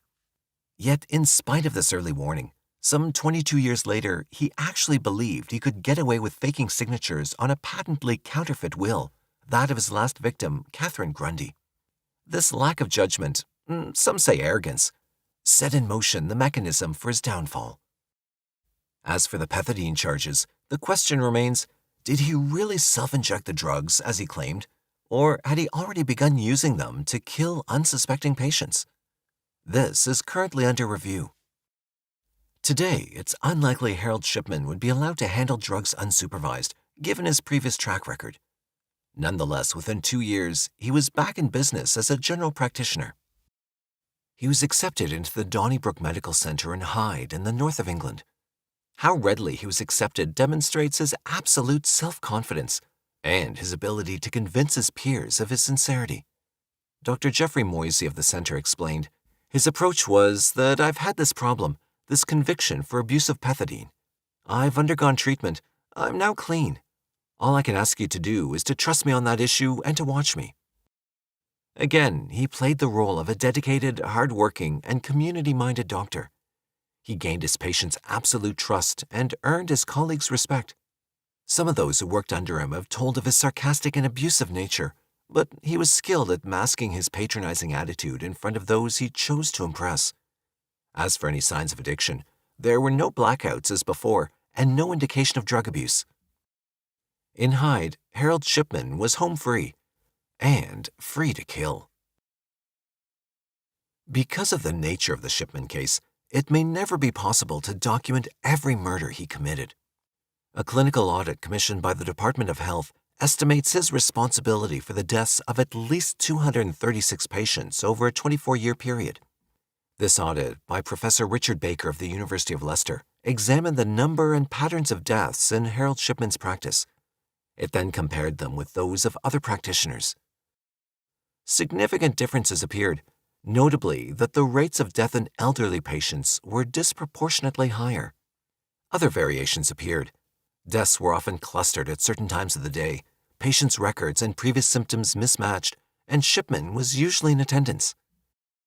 Professor Liam Donaldson, Chief Medical Officer for the Department of Health, wrote that these factors must now be investigated by the proper legal authorities. Detective Chief Superintendent Bernard Postles, who headed the original investigations, said of the report, "Many of its conclusions accord with our own findings to date." He noted the death toll estimated in the audit was broadly in keeping with the number of deaths investigated by Greater Manchester Police during the course of the investigation. Even so, the final numbers are anyone's guess. Coroner John Pollard once speculated, "We might be looking at 1,000. But whatever the final count, there's no immediate plan to try the killer on future findings, nor would it serve much purpose because he's already serving 15 concurrent life sentences. Instead, other cases are being investigated as they come to light, with coroners' verdicts of unlawful killing continuing to mount. As they do, the question most asked is this: why wasn't he stopped sooner? In this macabre and unfinished story, Shipman's former patients are grateful indeed he was finally stopped. The feeling that "I could have been next" will always haunt them. And there's little doubt that some owe their lives to a determined and intelligent woman named Angela Woodruff. Her dogged determination to solve the mystery helped ensure that, on Monday, January 31st, 2000, the jury at Preston Crown Court found Shipman guilty of murdering 15 of his patients and forging the will of Angela's beloved mother, Catherine Grundy. But Ms. Woodruff was not the first to realize something was dangerously wrong where Dr. Shipman was involved. Local undertaker Alan Massey began noticing a strange pattern. Not only did Shipman's patients seem to be dying at an unusually high rate, their dead bodies had a similarity when he called to collect them. "Anybody can die in a chair," he observed, "but there's no set pattern, and Dr. Shipman's always seemed to be the same or very similar. Could be sat in a chair, could be laid on the settee, but I'd say 90% was always fully clothed. There was never anything in the house that I saw that indicated the person had been ill. It just seems the person, where they were, had died. There was something that didn't quite fit. Worried enough to voice his unease, Massey decided to confront Shipman and paid the doctor a visit. Massey recalls, I asked him if there was any cause for concern, and he just said, no, there isn't. He showed me his certificate book that he issues death certificates in, the cause of death, and his remarks were nothing to worry about. You've nothing to worry about, and anybody who wants to inspect this book can do. Reassured by Shipman's ease at being questioned, the undertaker took no further action. But his daughter, Debbie Bramboff, also a funeral director, was not so readily appeased. She found an ally in Dr. Susan Booth. From a neighboring practice, Dr. Booth had gone to the funeral directors to examine a body. British law requires a doctor from an unrelated practice to countersign cremation forms issued by the original doctor. They're paid a fee for this service, which some medics cynically call cash for ash. Debbie told Dr. Booth she had misgivings. Booth explained she was concerned about the number of deaths of Dr. Shipman's patients that they'd attended recently. She was also puzzled by the way in which the patients were found. They were mostly female, living on their own, found dead sitting in a chair fully dressed, not in their nightclothes, lying ill in bed. Booth spoke to her colleagues. One of them, Dr. Linda Reynolds, contacted coroner John Pollard. He in turn alerted the police. In a virtually covert operation, Shipman's records were examined and given a clean bill of health because the causes of death and treatments matched perfectly. What the police didn't discover was that Shipman had rewritten patient records after he killed. The quality of that investigation has been questioned because the police failed to check for a previous criminal record, nor did they make inquiries with the General Medical Council. Had they done so, Shipman's past record of drug abuse and forgery might well have led to a more thorough approach. But more intense scrutiny was about to blow the Shipman case wide open. Kathleen Grundy's sudden death on June 24, 1998, came as a terrible shock to all who knew her. A singularly active 81-year-old, she was well known to the people of Hyde. A wealthy ex-mayor, she had energy to burn and was a tireless worker for local charities until the day of her death. Her absence was noted when she failed to show up at the Age Concern Club. There, she helped serve meals to elderly pensioners. Because the wealthy widow was noted for her punctuality and reliability, her friends suspected something was wrong. When they went to her home to check up on her, they found her lying on a sofa. She was fully dressed and dead. They immediately called Dr. Shipman. He'd visited the house a few hours earlier and was the last person to see her alive. He claimed the purpose of his visit had been to take blood samples for studies on aging. Shipman pronounced her dead, and the news was conveyed to her daughter, Angela Woodruff. The doctor told the daughter a post-mortem was unnecessary because he'd seen her shortly before her death. Following her mother's burial, Ms. Woodruff returned to her home, where she received a troubling phone call from solicitors. They claimed to have a copy of Ms. Grundy's will. A solicitor herself, Angela's own firm had always handled her mother's affairs. Her firm held the original document lodged in 1986. The moment she saw the badly typed, poorly worded paper, Angela Woodruff knew it was a fake. It left £386,000 to Dr. Shipman. My mother was a meticulously tidy person, she later told the Shipman trial. The thought of her signing a document which is so badly typed didn't make any sense. The signature looked strange. It looked too big. The concept of Mum signing a document leaving everything to her doctor was unbelievable. It wasn't a case of, look, she's not left me anything in her will, she later said. Initially, she wondered if Shipman was being framed, but after interviewing witnesses to the will, she reluctantly concluded the doctor had murdered her mother for profit. It was then that she went to the local police. Her investigation results immediately reached Detective Superintendent Bernard Postles. His own investigation convinced him Angela Woodruff's conclusions were accurate. Of the forged will itself, Postles was to later say, "You only have to look at it once, and you start thinking it's like something off a John Bull printing press. You don't have to have 20 years as a detective to know it's a fake. Maybe he thought he was being clever. An old lady, nobody around her. Look at it, it's a bit tacky. But everyone knew she was sharp as a tack. Maybe it was his arrogance. Now, Detective Superintendent Postles had the oldest motive in the world, greed, to justify his future actions. To get solid proof of Kathleen Grundy's murder, a post-mortem was required, which, in turn, required an exhumation order from the coroner. This is a rare occurrence for any British police force, one the Greater Manchester Police had not experienced. We didn't have one officer who'd ever taken part in an exhumation. We asked the National Crime Squad for advice, Detective Superintendent Postles explained. By the time the trial had begun, his team would be uncomfortably familiar with the process. Of the 15 killed, 9 were buried and 6 cremated. Catherine Grundy's was the first grave opened. Her body was the first of the ongoing postmortems. Her tissue and hair samples were sent to different labs for analysis, and the wait for results began. At the same time, police raided the doctor's home and offices. It was a low-key exercise, but time so Shipman had no chance of learning a body had been exhumed for a postmortem. Police had to be certain no evidence could be destroyed or concealed before their search. When the police arrived, Shipman registered no surprise. Rather, his approach was one of arrogance and contempt as the search warrant was read out. One item crucial to police investigations was the typewriter used to type the bogus will. Shipman produced an old Brother manual portable, telling an improbable tale of how Ms. Grundy sometimes borrowed it. This unbelievable story was to work against Shipman, especially when forensic scientists confirmed it was the machine used to type the counterfeit will and other fraudulent documents.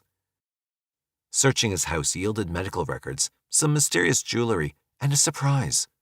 The Shipman home was littered with filthy clothes, old newspapers, and for a doctor's home, it was nothing short of unsanitary. But an even bigger surprise was due. When toxicologist Julie Evans filed her report on the cause of Ms. Grundy's death, Detective Superintendent Postles was astounded. The morphine level in the dead woman's body was the cause of death. Not only that, her death would have occurred within 3 hours of having received the fatal overdose. Postles later said Shipman's use of the drug was a serious miscalculation. A doctor would surely have known morphine is one of the few poisons that can remain in body tissue for centuries. Postles observed, "I was surprised. I anticipated that I'd have difficulty if he gave them something in a way of poison lost in background substance. He gave insulin, which the body produces naturally, as an example. It was an unexpected bonus once I checked that Kathleen Grundy did not take it herself." Shipman would claim later that the stylish and conservative old lady was a junkie. Even today, psychologists speculate on the possibility that he wanted to be caught. Otherwise, why would he hand them the typewriter and use a drug so easily traced back to him? Others believe he saw himself as invincible, believing that, as a doctor, his word would never be questioned.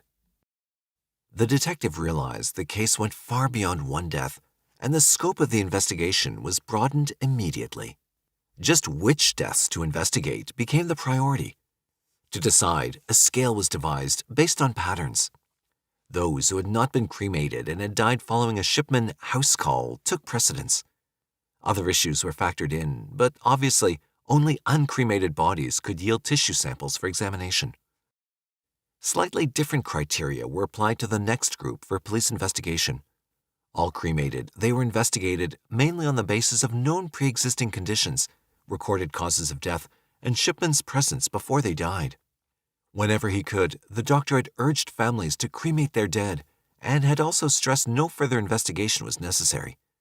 It may seem strange now that no relatives found this peculiar, but people typically trust their doctors, especially in times of great stress. After all, the causes of deaths Shipman presented were rational, even though bereaved families were often surprised to learn of conditions their loved ones had never mentioned. Even if they'd questioned the doctor, he had the computerized medical notes to prove patients had seen him for the very symptoms he cited as leading to causes of death. Police would later know he'd altered computer records to make everything match. Callously, Shipman made most of these changes within hours of his patients' deaths. Often immediately after the killing, he'd hurry to his office and adjust his records. In the case of 82-year-old Kathleen Grundy, He reinforced his later statement that she was a morphine junkie by inventing and backdating several entries.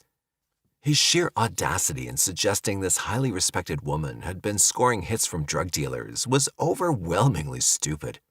The moment he made the statement, his credibility crumbled.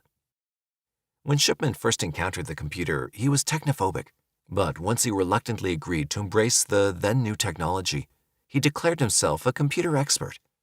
This was consistent with his need to assert his superiority. But what the self-proclaimed computer whiz didn't know was that his hard drive recorded, to the second, every phony alteration he made to a patient's records. A taped interview with the Greater Manchester Police demonstrates this lack of knowledge. Police officer, I'll just remind you of the date of this lady's death, the 11th of May, 98. After 3 o'clock that afternoon, you've endorsed the computer with the date of the 1st of October, 97, which is 10 months prior, chest pains. Dr. Shipman, I have no recollection of me putting that on the machine. Officer, it's your passcode, it's your name. Shipman, it doesn't alter the fact I can't remember doing it. Officer, you attended the house at 3 o'clock. That's when you murdered this lady. You went back to the surgery and immediately started altering this lady's medical records. You tell me why you needed to do that. Shipman, there's no answer.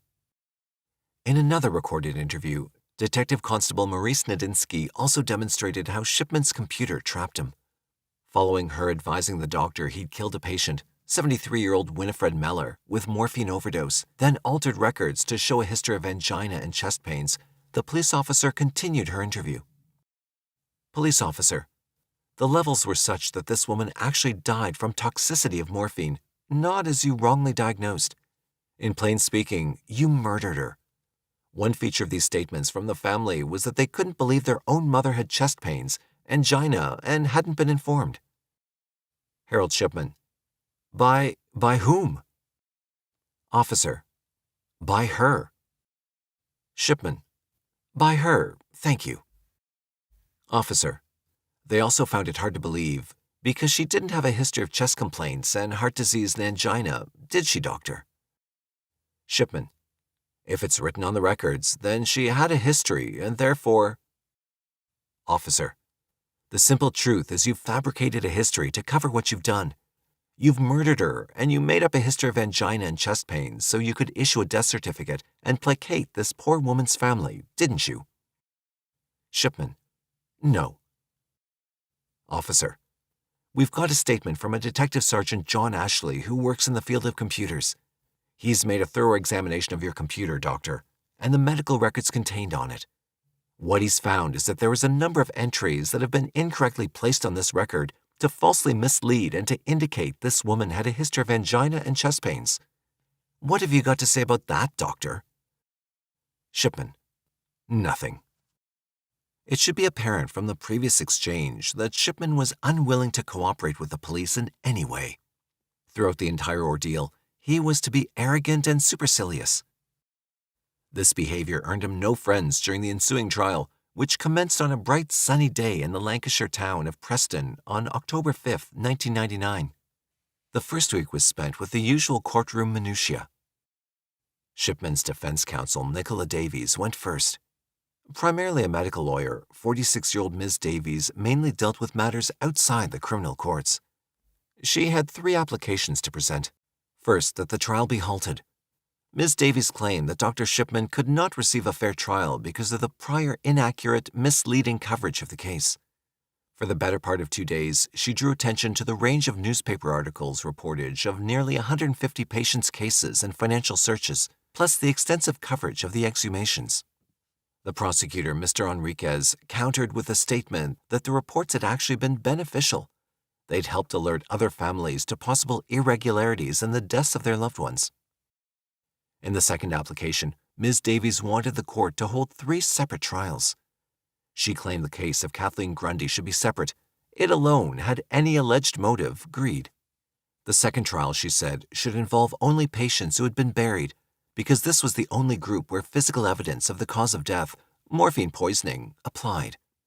The third trial, she believed, should cover those cremated, as no physical evidence of death existed. Again, the prosecutor countered with an argument that, because the cases were interrelated, trying them all together was required to present a more comprehensive picture. Ms. Davies then presented the prosecution's third application, one that stunned the court. She wanted evidence referred to in Volume 8 disallowed. Essentially, Volume 8 detailed how Shipman had accumulated morphine from 28 patients, many now deceased. It showed the doctor continued prescribing for some after they died and kept the drugs for his own purposes. Similarly, he'd prescribed opiates for many still living, patients who had never required strong painkillers, much less morphine. After considering the defense's three applications, Mr. Justice Forbes carefully explained why he was denying each one. The trial would proceed. It would include the 16 charges in the indictment, and evidence in Volume 8 would be allowed. Proceedings were adjourned until the following Monday, April 11, 1999. Then the jury would be made up. And a torrent of damning evidence would follow. The trial began in earnest as counsel for the prosecution, Richard Enriquez, delivered his opening address. One of the top barristers in Britain, he'd handled many sensitive and difficult trials, including the sensational Jamie Bulger trial, where two 10-year-old boys kidnapped, tortured, and then murdered 2-year-old Jamie. Addressing the case at hand, Mr. Enriquez stated, "None of those buried, nor indeed cremated, were prescribed morphine or diamorphine. All of them died most unexpectedly. All of them had seen Dr. Shipman on the day of their death." As he briefly outlined the case, Enriquez dismissed euthanasia or mercy killing on the basis that none of the dead had had a terminal illness. He claimed Shipman killed the 15 patients because he enjoyed doing so. He was exercising the ultimate power of controlling life and death, and repeated the act so often he must have found the drama of taking life to his taste. His first witness was Angela Woodruff. An accomplished solicitor, she was as striking as her mother had been in life. Fashionably dressed in an expensive gray suit, she found it difficult to retain her usual strong demeanor. Understandably, she appeared on the verge of breaking down throughout her long and arduous time in the witness box. First, she explained in detail the police photographs of the house where her mom had lived so happily. She then told of the harrowing phone call from the Hyde police to inform her that her mother had died. Seeking clarification, she later had a conversation with Dr. Shipman. Exactly what he said was difficult to remember. It's very hazy because I was very, very upset. Dr. Shipman said he'd seen my mother on the morning of her death. He said he'd seen her at home. She couldn't remember why the doctor claimed to have been there. Speaking of the clumsy attempt made to fake the will, leaving everything to Shipman, she told of her mother's meticulous attention to detail and how doing everything neatly was her mother's way. This would later become apparent to anyone reading her mother's diary, where every detail of importance was meticulously recorded in perfect penmanship. In contrast, Ms. Woodruff said how her mother viewed my writing, "Mine's appalling." She went on to show how healthy her 81-year-old mother had been. She was just amazing. We'd walk 5 miles and come in, and she'd say, "Where's the ironing?" We used to joke she was fitter than we were. This portrait of an elderly but extremely fit woman was to be repeated frequently as other victims' families took the witness box. In the ensuing cross-examination, Ms. Davies seemed intent on emphasizing Ms. Woodruff's wealth. She'd analyzed and described the family's finances and asked, "You are not a family in need, are you?" Ms. Woodruff concurred. It was common knowledge that she and her husband David had inherited £1 million from her father-in-law. She confirmed the couple earned sizable incomes. A subsequent attempt by Ms. Davis to show Ms. Woodruff's relationship with her mother had been unharmonious was totally dispelled when the victim's writings and a host of witnesses were examined. Several days later, Dr. John Rutherford, a leading government pathologist, appeared. He was tactful and dignified as he led the court through the gruesome details of the postmortems carried out. In great detail, he explained how the procedure was performed, focusing on the importance of collecting body tissue for analysis. The outcome of the tests was consistent. In case after case, Dr. Rutherford said the victims had not died from old age or natural disease. Typically, morphine toxicity was the cause of death. To analyze any fingerprints found on the will, fingerprint expert Dr. Rutherford, who had worked on the Waco cult disaster, was called.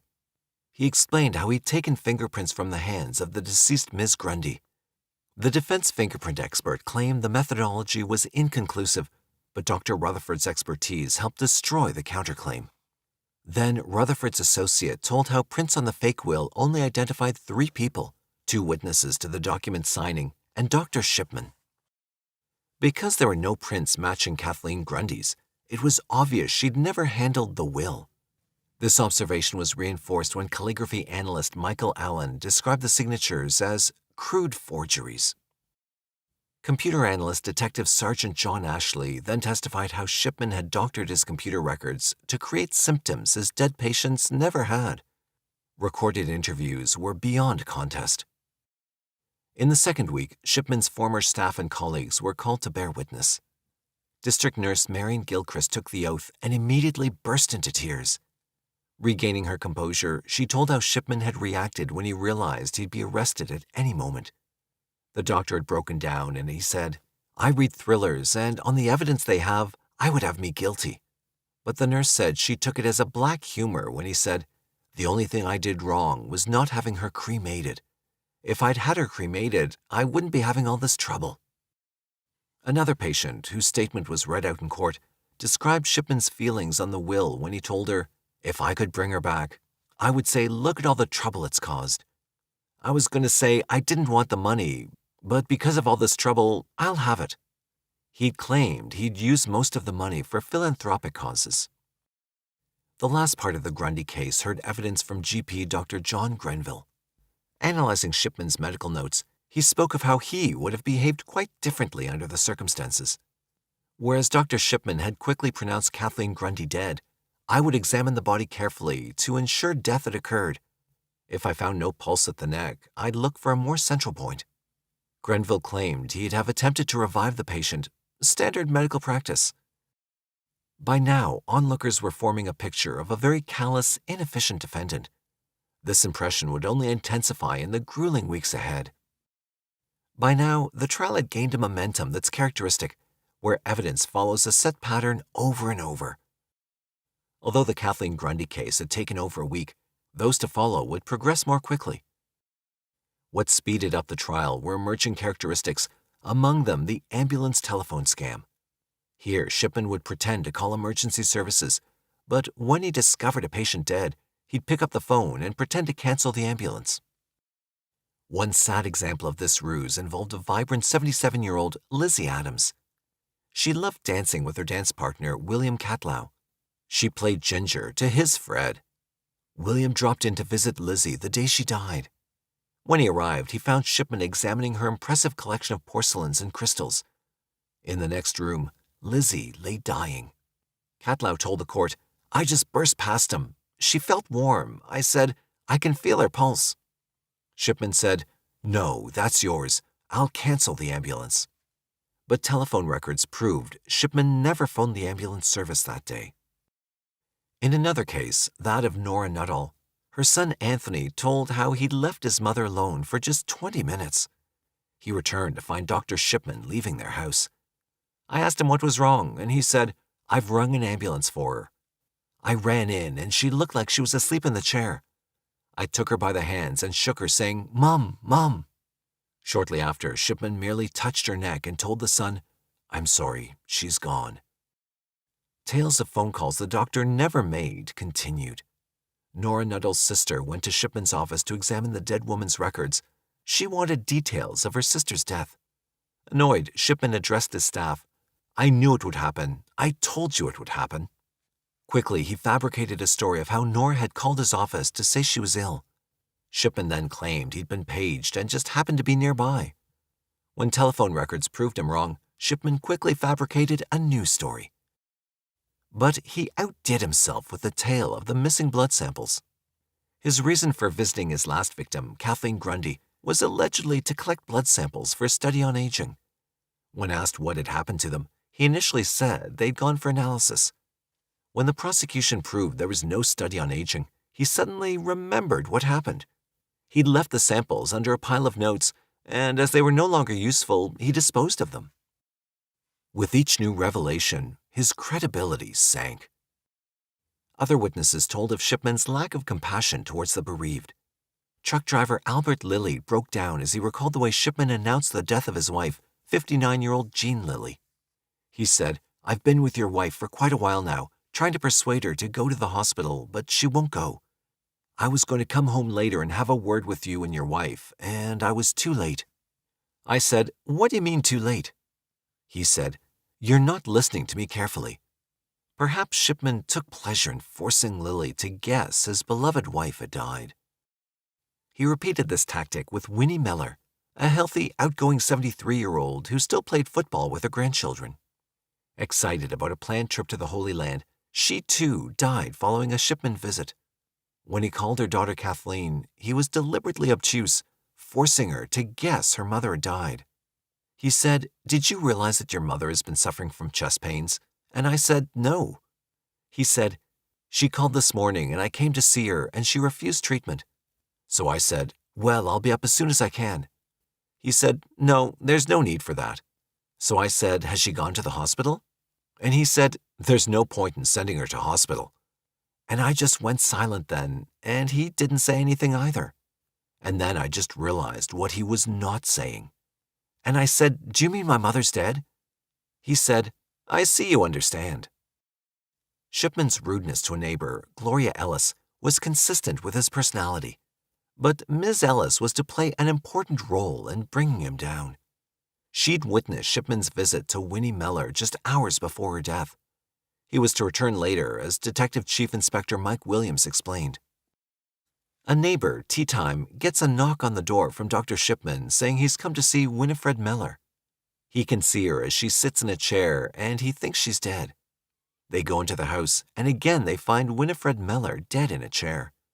When the neighbor Gloria asked, "You were here before, weren't you?" Shipman didn't answer. When she asked, "Has Gloria had a stroke?" Shipman was irritated and insulted her with, "You stupid girl."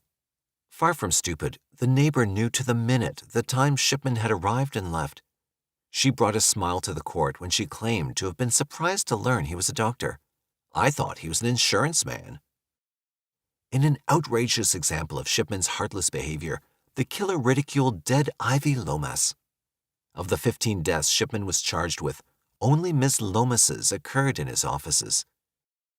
Detective Sergeant Philip Reed, a constable at the time, told how he'd gone to the doctor's office to locate Ivy's next of kin.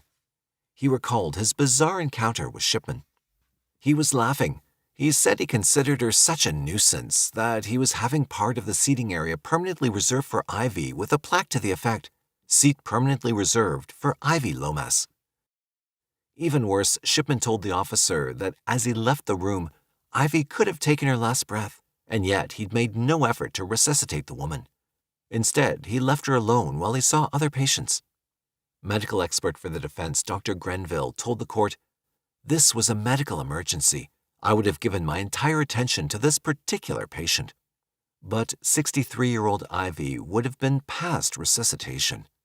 Again, Shipman had murdered with morphine. Throughout the trial, Shipman's defense, mainly Angela Davies, backed by junior counsel Ian Winter, valiantly and professionally attempted to portray Shipman as a kind and caring human being. She painted a rosy picture of a plain old-fashioned family doctor, one prepared to go the extra mile for his patients. His prior record of drug misuse, pethidine addiction, and forgery went unmentioned. Instead, Ms. Davies focused on his happy family life with his wife Primrose and their 4 children. But the defense fought an uphill battle from the start. On the one occasion Ms. Davies appeared to be gaining the upper hand, she suddenly lost. She'd been questioning the forensic analyst about the validity of tissue testing for drugs. "As a scientist, you've been breaking pretty new ground in this analysis." "That's correct," the forensic analyst replied. Ms. Davis then asked whether finding morphine in tissue samples was proof of single or multiple doses. "I can't say," the scientist replied. It was easy to see where the defense was heading. If it could be proven that the tissue samples might not have resulted from a single dose, perhaps the jury could be convinced the high levels of morphine in the bodies resulted from years of use. It was a desperate long shot. And it failed miserably when Dr. Carr Stephen took the stand. An American whose credentials were as impressive as his evidence, Stephen explained a relatively new technique. He described the test he had performed. It was so new that British prestigious medical journal The Lancet had covered it just a year earlier. It analyzed hair samples for ongoing drug use. This remarkably accurate test proved conclusively that not one victim was a long-term morphine user. Clearly, any of the narcotics in murdered women's tissue samples resulted from a single massive dose. Finally, the trial turned to evidence revealing Shipman's devious ways of hoarding drugs to kill. During the trial, Shipman had claimed he never carried morphine. Therefore, he could not have killed any of his patients. But the family of Molly Dudley, another victim, disproved this assertion. Although Shipman wasn't charged with Molly's death in the original trial, he'd admitted to giving her morphine. Daughter-in-law Joyce Dudley received a call from Shipman telling her, "I'm afraid your mother-in-law has only got about half an hour left to live." Molly was dead by the time her son Jeffrey and his wife arrived. Shipman told them she died from a heart attack. Joyce Dudley said, "And this is when he said to me and Jeff that he gave her a shot of morphine for the pain." This proved Dr. Shipman did carry morphine. Just how he amassed enough of the drug to kill so many would soon be revealed. Shipman told many outrageous stories, but few as ludicrous as his morphine-related tales. He had, he said, prescribed 2,000 milligrams of morphine to patient Frank Crompton, who had prostate cancer. Although Mr. Crompton wasn't in pain, Shipman said he wanted to have it on hand in case pain developed later. He said the patient had told him he didn't want to be a drug addict, so he broke the ampoules and put them in the rubbish. We talked about it again, and Mr. Crompton agreed to keep them in the house. So, Shipman said, he got him another supply. Of course, since the patient had died, it was impossible to prove Shipman had confiscated both batches. In another example, Shipman's staff told how he'd confused them regarding drug entries. He explained away some missing morphine with the excuse he was merely giving it to a colleague who had loaned him some from a prior patient emergency. But the doctor vastly overrated the gullibility of the court with one ridiculous story. He said the supply of diamorphine, the medical term for heroin, must have been put through a slot in his office door because he found it lying on the office doormat when he arrived at work. Prosecution counsel Richard Enriquez sarcastically dismissed this nonsense, referring to Dr. Shipman's magic mat, where restricted drugs could simply materialize overnight. In most instances, Shipman got his morphine through patients who had never needed it in the first place, or he confiscated unused supplies from patients who had died. Detective Superintendent Bernard Postles explained, "What he tended to do is overprescribe to individuals who legitimately required diamorphine, certainly in the days just prior to them dying. What he would do then is go along to the home, offer to dispose of any excess that was left in the house, and he'd take that away." One man who narrowly escaped being an unwitting supplier is Jim King. In 1996, he was incorrectly diagnosed as having cancer. Shipman treated him with massive doses of morphine. Jim King told him how he kept saying to us, "Well, you can take as much morphine as you wish, because of course it didn't really matter. I was dying anyway." When Jim's condition worsened, Shipman made a house call. He diagnosed pneumonia and said he needed to give an injection. Jim looked at his wife, who seemed wary. Perhaps her unease was prompted because both King's aunts and father had died following Shipman's visits. She remembers how the doctor asked me if I wanted him to give an injection, and I said no. I said we can write out a prescription for him. He kept being a little bit persistent about it, and I kept telling him, no, I don't want it. He was a bit arrogant about it, a kind of snotty attitude toward me, a little bit. So King probably cheated death, and the doctor out of more morphine. The Kings learned later that Shipman had killed their relatives. It took the judge, Mr. Justice Forbes, 2 weeks to meticulously dissect the evidence heard by the jury. He urged caution, noting that no witness had actually seen Shipman kill. And he also urged the jurors to use common sense in arriving at their verdict. In summing up, he said, in part, "The allegations could not be more serious. A doctor accused of murdering 15 patients. You will have heard evidence which may have aroused feelings of anger, strong disapproval, disgust, profound dismay, or deep sympathy." At 4:43 p.m. on Monday, January 31, 2000, the foreman declared all the jury's verdicts were unanimous. They found Shipman guilty on 15 counts of murder and 1 of forgery. The disgraced doctor stood motionless and betrayed no sign of emotion as he heard the jurors' verdicts read. Wearing black, Shipman's wife Primrose also remained impassive. Her boys, one beside her and the other seated behind, looked down and seemed to diminish on hearing the results. In the public gallery, some gasped as Shipman's previous forgeries were described. Defense counsel Nicola Davies asked that the sentence be passed immediately. Mr. Justice Forbes obliged, addressing Shipman.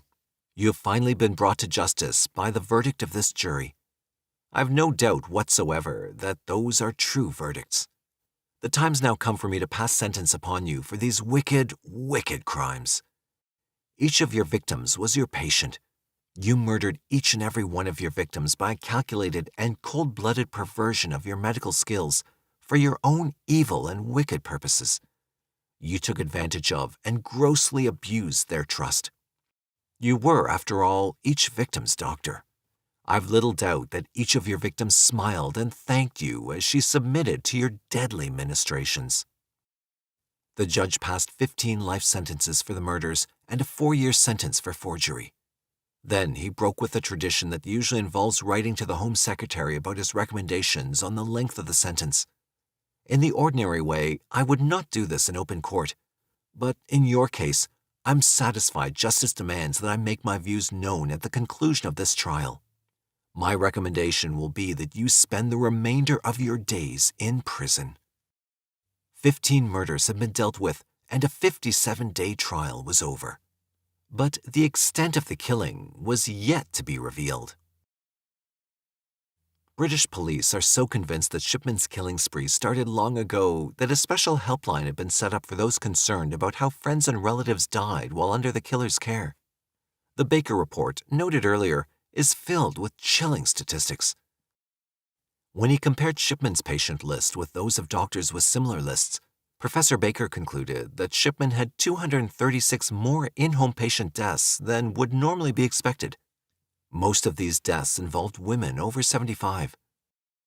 Chief Medical Officer Professor Liam Donaldson stated, "The questions raised in the report will be distressing reading to the patients and relatives who were under Shipman's care over the years, but it's important for their sake that this work has been done and is published. There must be serious concerns about deaths of some patients during Harold Shipman's entire career as a GP." High Court Judge Dame Janet Smith headed an inquiry that started in March 2001 and lasted over 2 years. Initially, the government said the inquiry would be held behind closed doors, but in September 2000, concerned relatives won their battle to have it held in public. The reason Harold Shipman killed may never be known. As long as he professes his innocence, the mystery will remain, for this serial killer is unique. There were no signs of violence, no sexual overtones, no known motive, except for one exception, and no smoking gun. Serial killers often like to toy with their victims, to reinforce their self-portrait of power before they strike. But Shipman's victims seem to have died peacefully and in surroundings where they felt safe and comfortable, at home. Endless contradictory theories abound. Some psychoanalysts speculate he hated older women, citing comments he made about the elderly being a drain on the health system. Others feel he was recreating his mother's death scene in order to satisfy some deep masochistic need. His belief in his own superiority makes this questionable. The fact that he left so many indelible clues indicates, some say, that Shipman desperately wanted to be discovered and stopped, that he was fighting a compulsion he simply couldn't control. But the consensus seems to be that he felt he was so superior he could do whatever he wanted with no fear of discovery. Even this seems hard to comprehend. He'd already been caught red-handed forging prescriptions and stockpiling drugs when he was hooked on pethidine. Perhaps prosecutor Richard Enriquez got it right when he said he was exercising the ultimate power of controlling life and death and repeated the act so often he must have found the drama of taking life to his taste. Until late July 2002, Britain's worst serial killer was Victorian serial poisoner Mary Ann Cotton, who murdered an estimated 21 people in the 1870s. Now, that dubious distinction is claimed by Dr. Harold Shipman. Officially, Dr. Harold Shipman murdered at least 215 of his patients, 171 women and 44 men, ranging in age from 41 to 93. After a year-long public inquiry, the 2,000-page report into his 23-year murder spree was released by High Court Judge Dame Janet Smith. The records of nearly 500 patients of Shipman's who died while in his care between 1978 and 1998 were scrutinized in the investigation. Another investigation, conducted by University of Leicester professor Richard Baker, determined that the real minimum number of Shipman victims was 236. Associated Press reported that Judge Janet Smith said, "The full toll may be higher," citing a real suspicion that Shipman had killed 45 more people for whom there was insufficient evidence to be certain. In another 38 cases, there was too little information to form any opinion on the cause of death. Despite overwhelming evidence of his guilt, the 56-year-old former physician maintains his innocence, continuing to shroud the motives of his extraordinary crimes. The official report speculated that the doctor was addicted to killing, much like he was addicted to painkillers around the time the murders started. Like other death angels such as Dr. Michael Swango, the American doctor who killed patients in both Africa and the U.S., there was no hint of a sexual interest in his victims. Rather, as South Manchester coroner John Pollard speculated, Shipman simply enjoyed viewing the process of dying and enjoyed feeling the control over life and death. A fatal fascination with death, dying, and drugs is consistent with the behavior of the 17-year-old Shipman who spent hours comforting Vera, his cancer-stricken dying mother. In the young man's mind, there was a powerful emotional connection between the visit of the family doctor and the relief that his injections of morphine brought to her suffering. Is it just a coincidence that he began abusing painkillers himself, and shortly after he began practicing medicine, he used a lethal injection of pain medication to murder his first victim? Judge Smith found Shipman's nonviolent killing almost incredible. The way in which Shipman could kill, face the relatives, and walk away unsuspected would be dismissed as fanciful if described in a work of fiction. Even more incredible was that his murders of so many people didn't arouse suspicion for decades, even though there were supposedly safeguards in place at the time. Clearly, new safeguards are needed, and a number of them are now in the works in Britain. For example, after he murdered a victim, Dr. Shipman would often arrange for the body to be cremated if the family didn't object, thereby destroying evidence of his crime. Judge Smith points out that new pre-cremation procedures are needed to prevent future abuse. Also, the system failed tragically when Shipman, after being convicted of drug abuse in 1975, was allowed to obtain enormous quantities of painkilling drugs. For example, in the name of a dying patient, Dr. Shipman obtained enough of the painkiller diamorphine to kill 360 people. Is Shipman a one-off monster, as some have suggested? There's growing evidence that he's not as rare as one hopes him to be. Disguised in the aura of respectability that normally surrounds medical professionals, a number of monsters like Shipman have gradually been unmasked, but only after numerous deaths have taken place. These angels of death are not only doctors, but nurses, therapists, hospital workers, and proprietors of care facilities for the sick and the elderly. Dr. Michael Swango killed his patients because it gave him a thrill and a feeling of power. Beverly Allett and Janine Jones, pediatric nurses, killed their young patients to get more attention for themselves. Dr. Marcel Petiot and Dr. H. Holmes killed for money. Dr. Joseph Mengele killed for political beliefs, and so on. The medical profession clearly needs more oversight if the world is to rid itself of this problem.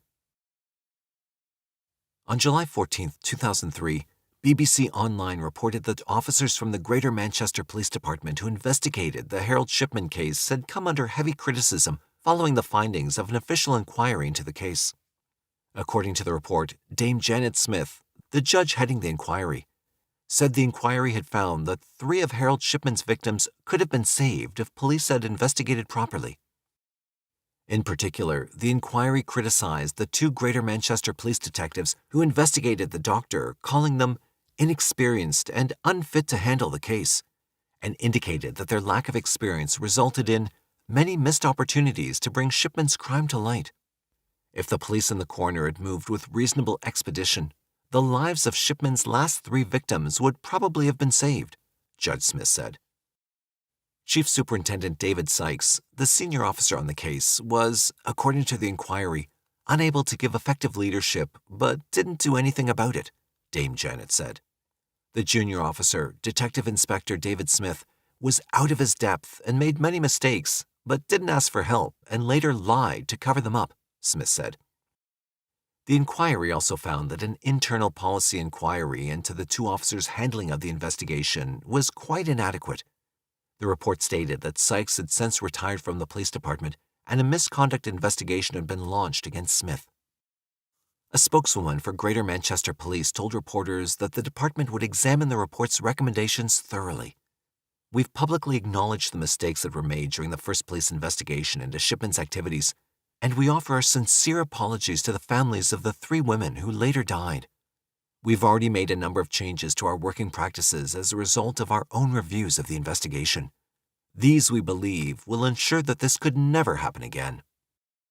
The following day, The Guardian also carried a report of the findings and paid particular attention to Judge Smith's criticism of the way in which the coroners had handled the case, stating that, in the future, they'd be backed up by a team of expert investigators to ensure that a homicidal doctor such as Shipman would not be able to exploit the system again. The inquiry also found that the post-mortem examination of victim Renate Overton, who lingered in a coma for 14 months after Shipman apparently gave her a fatal injection in 1994, was inadequate and there should have been an inquest. Had the circumstances of her admission to hospital been fully investigated at that time, there's a real possibility that it would have been appreciated that Shipman had deliberately administered a fatal dose of morphine. It was a missed opportunity, Judge Smith said. The inquiry also criticized Alan Banks, the medical advisor to the West Pennine Health Authority, saying his respect for Shipman closed his mind to the fact that his colleague could have harmed a patient. On Tuesday, January 13, 2004, Dr. Harold Shipman, Britain's worst serial killer, was discovered at 6 a.m. hanging in his prison cell.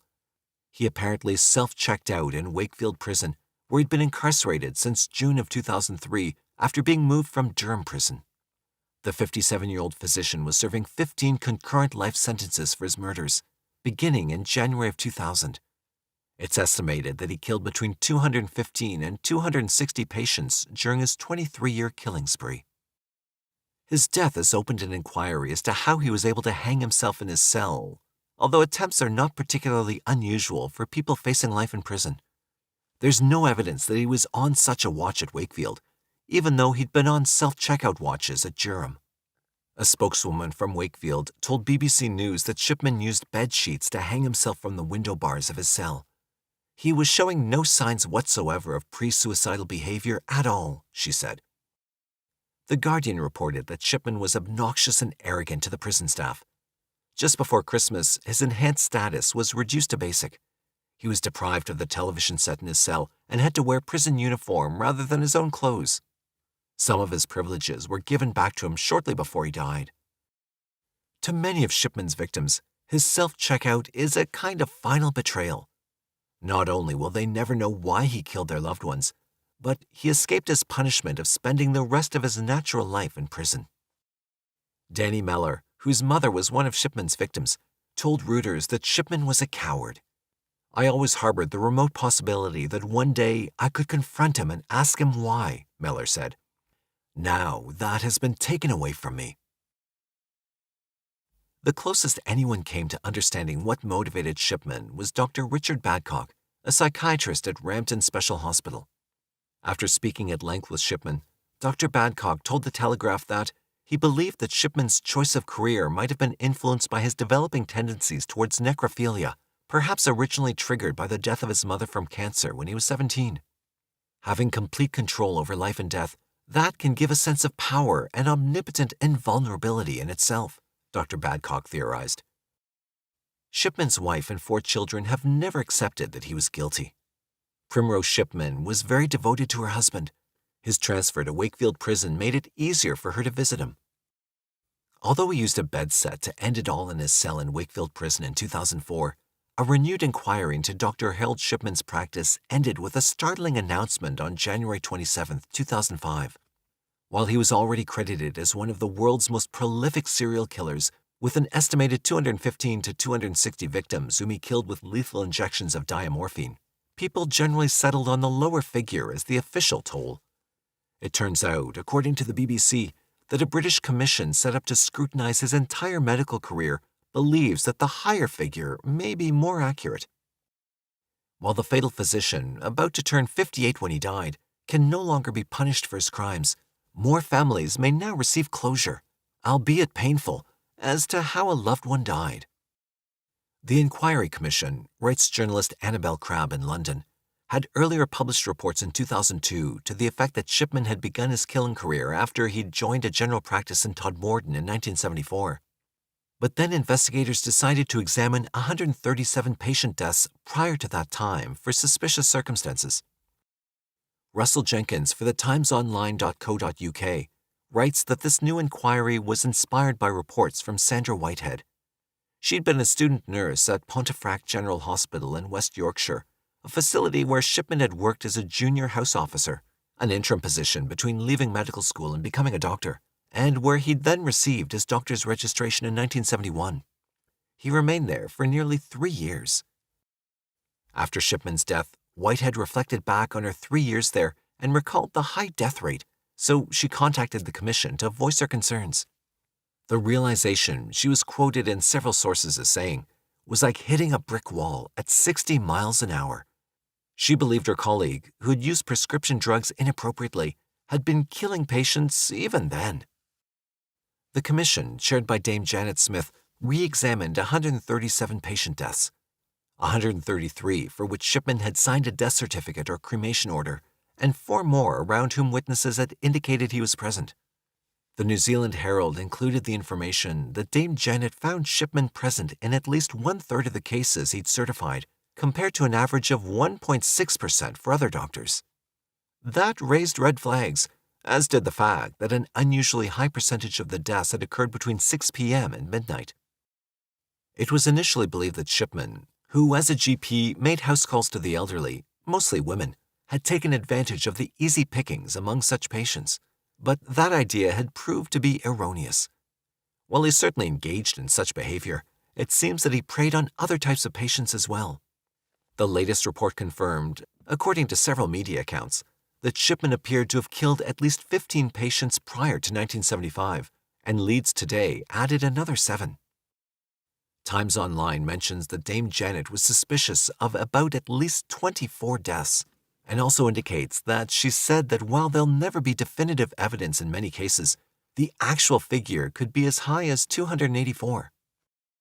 The public was angry that he'd been allowed to practice for so long without anyone noticing what he was doing, so the inquiry was launched, in part, to answer this question. Since healthcare serial killers, HCSKs, appear to have increased worldwide over the past 2 decades, people are demanding to know why vigilance has been so low and institutions haven't been held accountable for hospital-based murders by practitioners. Given these new findings, it was clear that new procedures had to be put into place, especially in light of yet another report that demanded investigation. Although Shipman never publicly confessed, and in fact denied the truth of the allegations, John Harkin, an inmate at Preston Prison where Shipman was temporarily housed, said that the doctor confessed to killing as many as 508 patients. Upon investigation, there proved to be no basis for that claim's accuracy. A psychiatrist also described Shipman as a classic necrophiliac, although there was no evidence that he had an erotic attraction to corpses. Others believed that his motive was to exercise control, but Dame Janet had her own opinion. Shipman's first victim was probably Margaret Thompson, 67, who was recovering from a stroke. She died in March 1971, and records indicated that Shipman had been alone with her at the time. 3 males were added to the murder list as well: Thomas Columbine, 54, John Brewster, 84, and James Rhodes, 71. Dame Janet, who included the fact that Shipman had watched his cancer-ravaged mother die within a morphine-induced coma and who had himself become addicted to pethidine, interpreted Shipman's behavior as a fascination with drugs. To BBC News, she said, "There's some evidence that he liked to test the boundaries of certain forms of treatment. It's quite likely that some of the deaths Shipman caused resulted from experimentation with drugs." It was her opinion that many of these patients would have died anyway, perhaps within a few hours, but that Shipman had used the opportunity to experiment on them with drugs, thereby accelerating their demise. He then made unusual entries into their medical records, which included brief comments about their deaths, as well as overly elaborate comments and items crossed out. These notations were similar to those that he'd made with patients that he was convicted of killing. In Dame Janet's opinion, he experimented during the evening shift when fewer medical personnel would be around to observe him with patients. Among 4 additional patient deaths for which the commission found suspicious circumstances when Shipman was a young doctor was a girl only 4 years old. Susan Garfit, a cerebral palsy patient, was at Pontefract on October 11, 1972, with a bad case of pneumonia. Her mother, Anne Garfit, remembers Dr. Shipman telling her in a soothing voice that the child was going to die and that medicating her any further would only prolong her suffering. Mrs. Garfit asked him to be kind to her child and then stepped out for a cup of tea. When she returned, a nurse told her that Susie had died. She was shocked, and in retrospect, she wondered if Shipman had taken her request as unspoken consent to euthanize her daughter. Given the circumstances, the inquiry commission decided that Shipman had likely given the child a lethal injection. It's not unusual for HCSKs to predict deaths that they themselves intend to commit. They see a defenseless patient in sufficiently bad health that few would suspect foul play if that person died, and they then prey on him or her. The elderly and the very young are the most vulnerable, especially if they're in critical condition. Few pathologists look for suspicious needle marks because hospital autopsies, when undertaken, are fairly routine. In addition, Shipman showed another behavior common to HCSKs, ingratiating himself with authority figures, which apparently had the effect of deflecting them from his suspicious behavior. In sum, the 3 definite murders, 4 highly suspicious deaths, plus 17 more in which there were reasonable suspicions, amounts to 24. Dame Janet Smith's report is the 6th thus far, and was announced as the last one, although the Scotsman reported that as many as 45 more deaths in other places where Shipman worked might still merit investigation. Dame Janet emphasized that her figure was an estimation, not a calculation. She herself had positively identified only 218 victims.